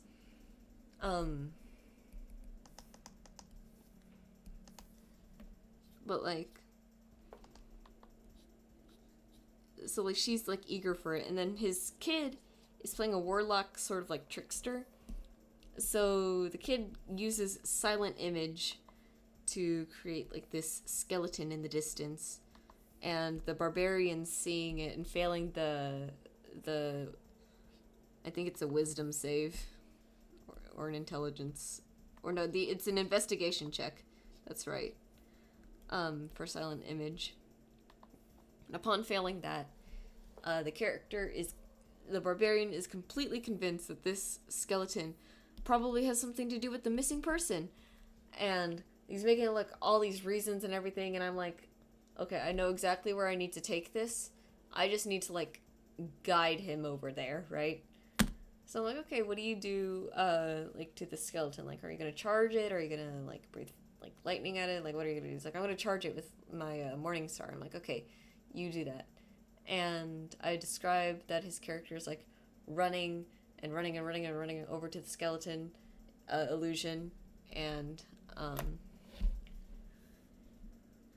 one of the things that my players were supposed to be able to find via investigation check was a broken radio, like in the dirt, right?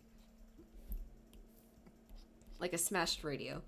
But I was like, well, it could just be an abandoned radio for in this particular instance. Like, there's nothing wrong with me changing it a little bit for that, because this bit is about to get really funny. So I'm describing the character running, right? I say, and then as you take another step towards the skeleton, there's a very distinct crack under your feet. It's very reminiscent of like cracking plastic, and the dad just goes, "Oh." You turn around, you look down. There's a smashed radio where your foot is. So he stepped on one of the clues, basically. And again, this is entirely why I don't mind people like derailing a little bit during one shots, because I'm decently good at improv. I can get like a party back on focus if I really need to. But yeah, it was just really funny to see the reaction, like, oops.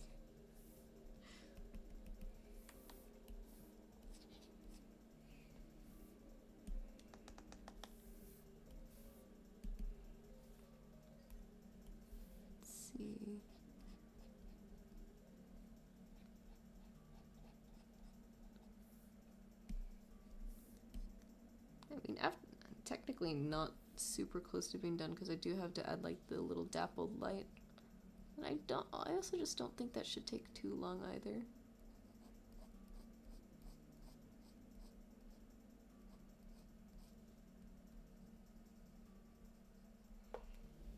That is very good. Yeah, I love like the improv stuff. I love like, I do try to like plan out a lot, because it's very hard to think about like player consequences sometimes. Like, it's really easy to think about where you want your players to go. It's a lot harder to think about where your players are probably most likely actually going to end up going.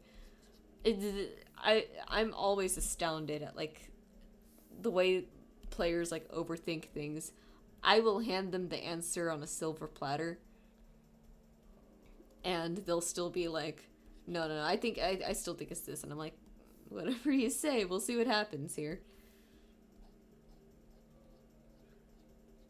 But I mean, that's all part of the fun at the end of the day. I like it a lot. I had a lot of fun with the one shot.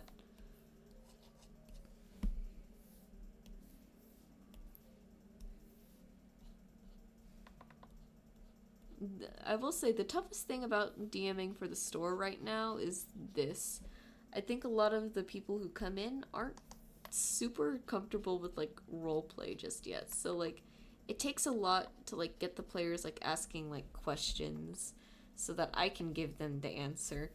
Instead, I have to ask them the question, and but it's very hard to figure out like what kinds of questions to actually like ask. Like I wanted to open the one shot opened with like a tour, like a guided tour through the Draconic Preserve, right?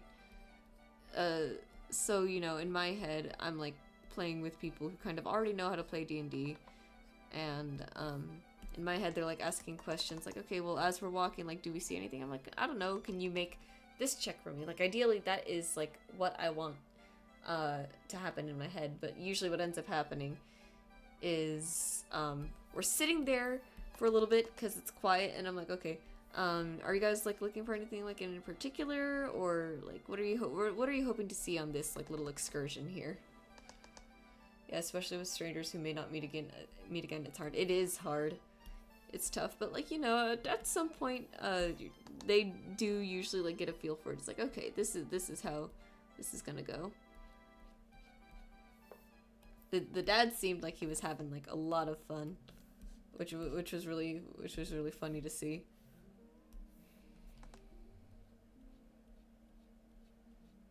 And another thing I'm actually like pretty proud of myself for doing,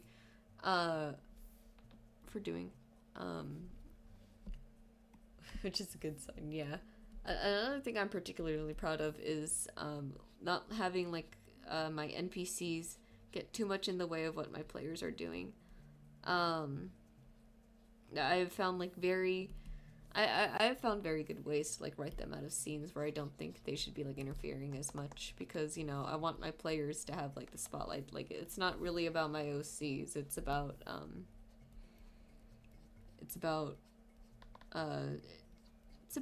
the everything else.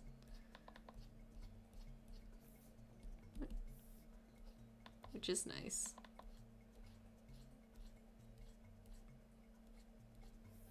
And, like a lot of like what I've been doing right now has made me want to like get back into writing a little bit, but we'll see what happens there, because I'm not particularly good at writing. Like I can draw okay, no. I'm good at writing. Like I should give myself credit there. I'm not good at writing consistently. And that's the problem.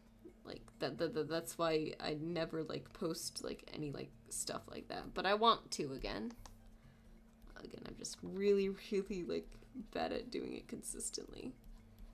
Terrible at finding words, and I'm really only good at ideas. Drawing is nice because I get one drawing idea. The commitment is realistically about like 2 days, right? If I had to like write like a whole story, that's like I don't even know how long I could like commit to that.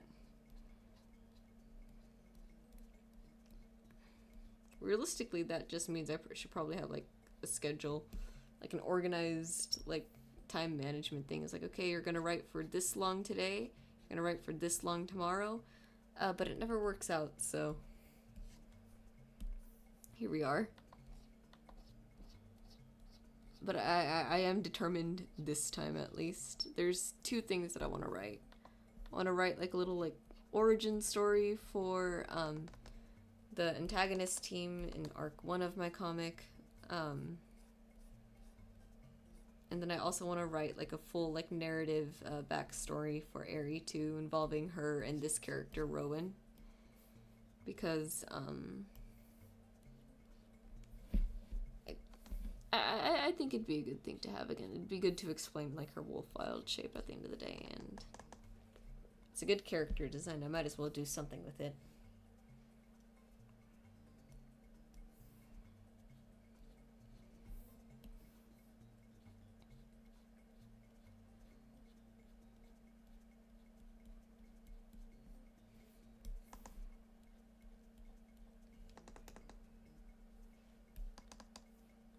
Right.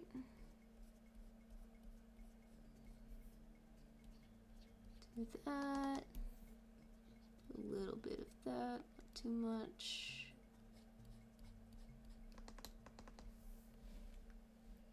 see. It's 109 right now. If it gets to like 1:30 and I'm still not done, I'll like end stream there, but I don't think this should take 30 minutes if I'm fast with it. Hopefully. I keep saying that, but I'm really not sure. Like we've gone overtime to like finish art before, but like that's usually when like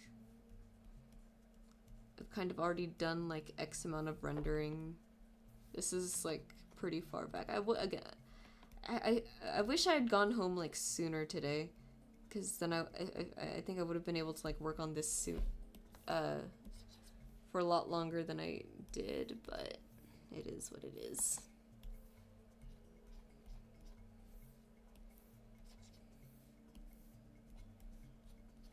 Let's see, do that. It's not bad. It's not bad at all.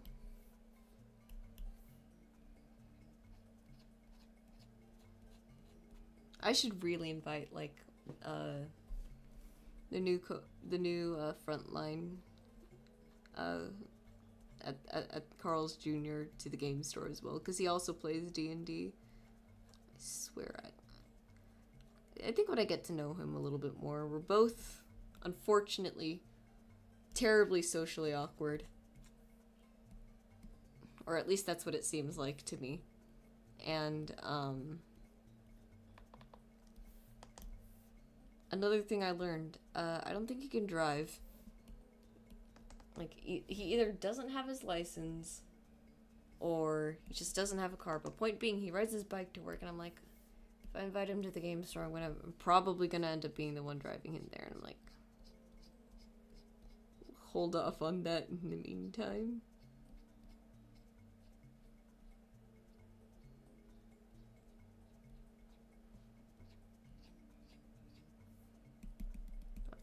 I also really like the moon tattoo. I think,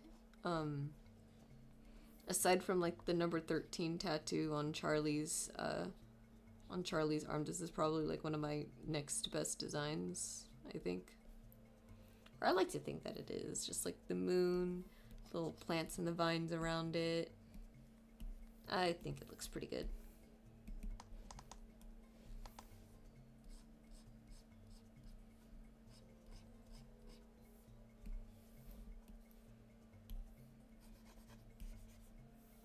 Smooth it out a little bit, and then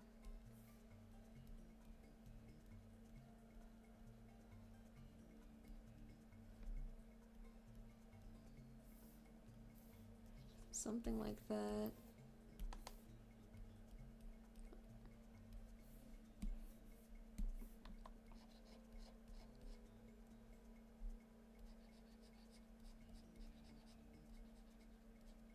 I didn't do a good job erasing like the green for the shirt, so there's like a little bit of a thing there, but you know what, it's probably fine. It's not super visible. I'm trying to care less about like little mistakes like this, because it's like, I recognize not a lot of people are gonna like zoom in as close as I do. I just like the cleanup at the end of the day. The moon tattoo is so good, thank you. I almost want to like get it tattooed on myself, but I have commitment issues. I don't think I could ever like fully commit myself to a tattoo. Like, how should I describe it? Probably not a great thing to compare marriage and tattoos, but I'm gonna do it anyways. Marriage is undoable. You can get a divorce. That's not the worst thing in the world, especially if you don't have kids, right? However, tattoos, if I'm right, you kind of need surgery to get that off, and surgery is like a little scary, a little expensive. And I'm always worried, like, what if I just don't like it, like, later on down the line? Like, what if it just doesn't represent who I'm gonna be? Because a big thing about me is that I enjoy change. I love change. I love that I can wake up one day and I can decide that, you know what, I'm gonna be a little bit different today, and maybe I'll keep being different, and maybe I'll keep I like that about myself. So the idea that, like, the idea that I might change so drastically that if I got, like, a tattoo, it might not be relevant in, like, say, a year, that is not fun. That is most definitely not fun. You know, I wouldn't want to go through the problem of removing it. I just don't want to regret it later on down the line, we'll put it that way. That's probably, like, the more concise way of saying it. But I am strongly considering it. Maybe if I just, like, touch it up a little bit more, because this is just, like, very, like, a little abstract at the moment, but yeah. Charlie's is another one I think I would consider getting, just because I think it looks cool, like the number 13 surrounded by the, like, the lotus flowers. I think that's pretty good. The Idonis pact, the Ouroboros mark around the wrist, that's another one that I think at some point I might have considered getting, but I have an Ouroboros bracelet already, so there's no point in getting the tattoo anymore, which is unfortunate.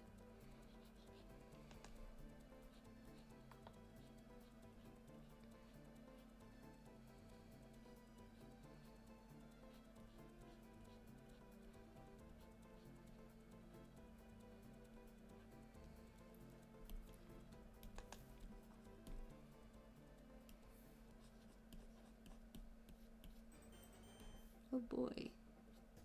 I thought the instrumental from the soundtrack was Discord notifications for a moment, and I was like, what is happening? It does it sounds a little bit like it. Let's see. Medibang is not happy with me right now. It does not want me doing all of this. It's like, why? Why must you put me through so much? And I'm like, because it's fun. Because it looks good when I do. It's 117 though. I think we'll finish before 1:30. And then I'll get it, like, nice and scheduled and queued and everything. Look at that. Look at that handsome fellow. We'll move on to the wolf now, because I'm very particular about, like, how far I let the highlights drop down.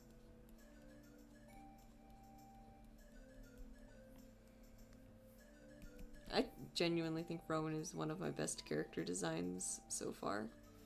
I think he absolutely mostly because he really captures the vibe that I'm going for. Modern druid. Johnny sent me a TikTok one day, describing this kind of fit as kind of like, fantasy casual. I'm like, yeah, this is certainly a fantasy casual moment right here. Which again, this whole just kind of just leads into, like, what I like about the aesthetic I've set up for myself regarding the world building and everything. Is I feel like there's just, like, a lot of, like, fun directions to take it. Like,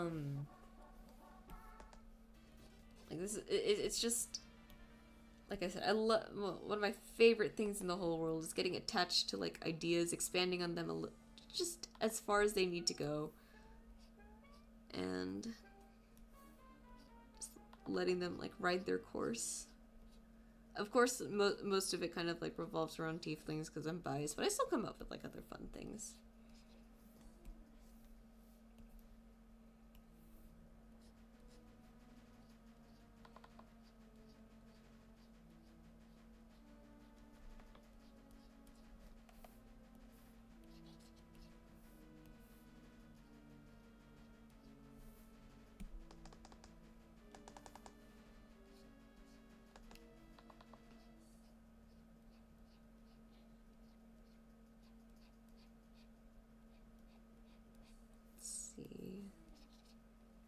Do that.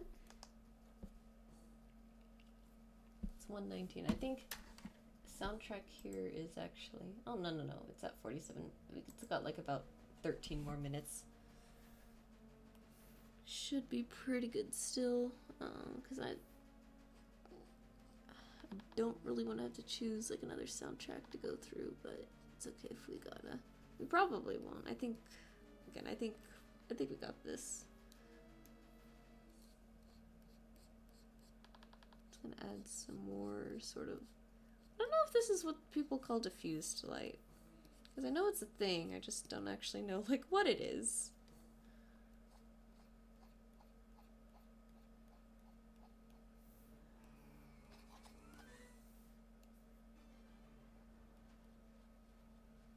Bring this right here.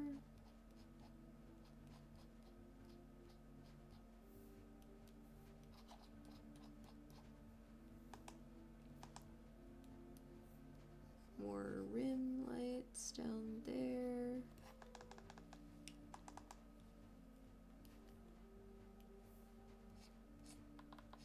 Let's see, after everything I've done, how much ideally would I charge for this kind of background? I think I said like something like $5 to $10, depending on the complexity. Probably put this at like a $7 or $8. Okay, and then the last thing I need to do is this. There's a really cool brush that I use. It's this one. So I've learned that to use it, for one, it needs to be blurred, but we do that after. Just take a good size and just kind of like spread it around, nothing too like intense. And put it on add.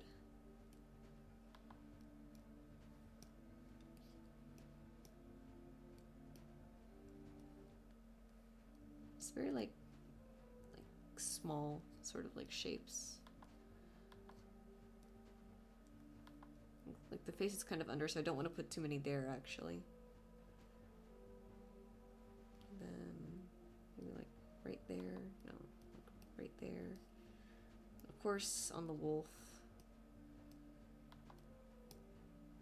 I'm just kind of like avoiding the eyes too because it wouldn't really like make too much sense. Then we're gonna put another blur filter over it. Just fiddle around with it until I get it to where I like it. Maybe 13. Yeah. Make it go a little bit softer. Erase anything that's in the eye just because it messes with the look.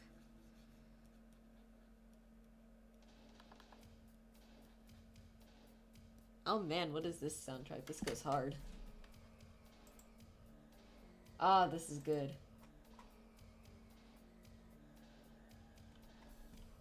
This is 51 minutes. Koopa's theme.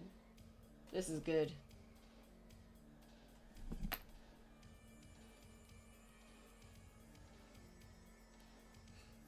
Alrighty.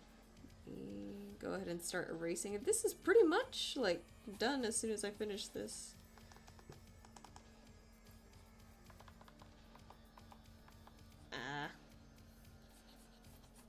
Careful, just a little bit.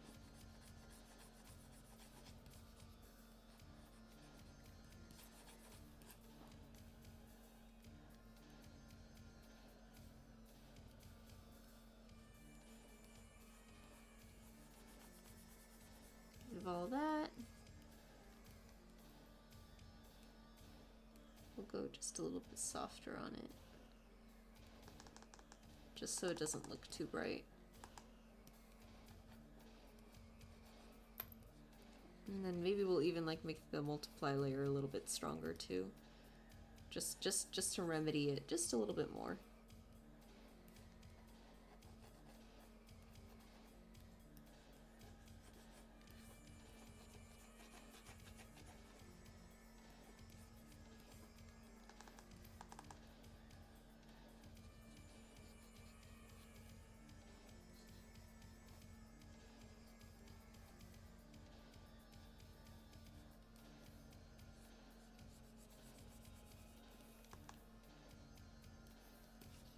Maybe we'll add some extra effects. I don't know.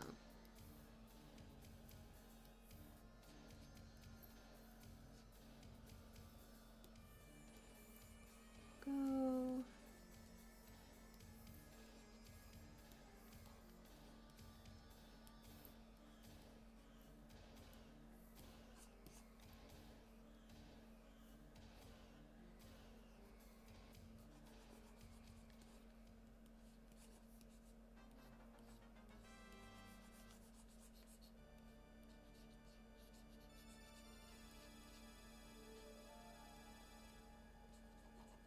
It was like weirdly ominous for like the end of a victory thing. Very silly.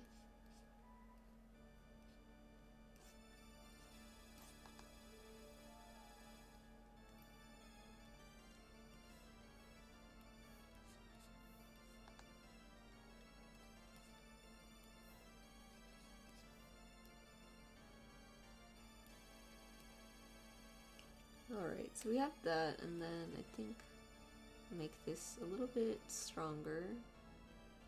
So maybe like 55 actually. This a little bit. This is fine where it was, I think. That's pretty much it, I think. So it's just about 1:30. It looks like we ended roughly on time. I think the only thing I want to add is just some ambient sort of like light particles in the air. I think take our airbrush, add low.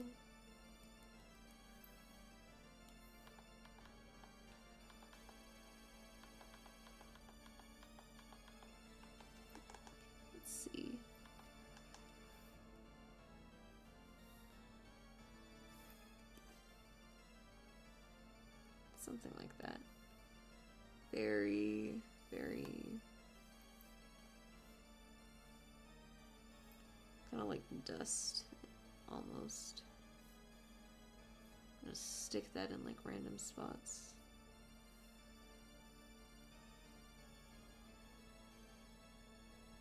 Probably shouldn't put it over the body so it doesn't get confused with like the other kinds of lights that's shining down on them.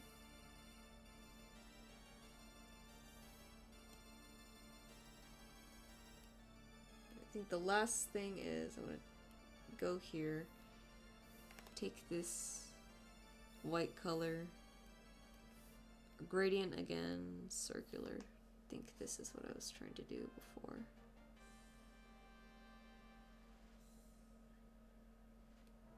Add.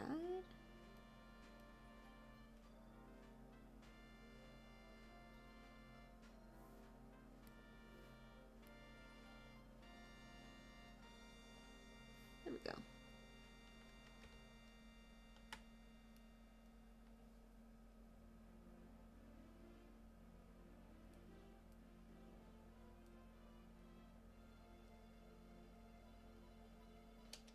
All right. Probably gonna head off for now, but I will be up for a little bit before I crash. Good night. No, I think I'm gonna be ending stream here too, because this is practically done. So, any announcements? Next stream is gonna be Thursday, 10 p.m. So same time as tonight. Probably gonna play more Hollow Knight. We'll see. If I feel like I gotta work on more art, I'll probably work on more art. But yeah. Thank you everyone who came around. I had a lot of fun as always. I'm excited to get this one out. It feels really good actually posting a lot of like finished art as always. It's always a good week whenever I can get that going. But yeah, thank you all so much for coming around. It was wonderful spending time with you as always, and I will be ending things so we can all get some sleep. Have a good night. Have a good rest of your day. Love you all.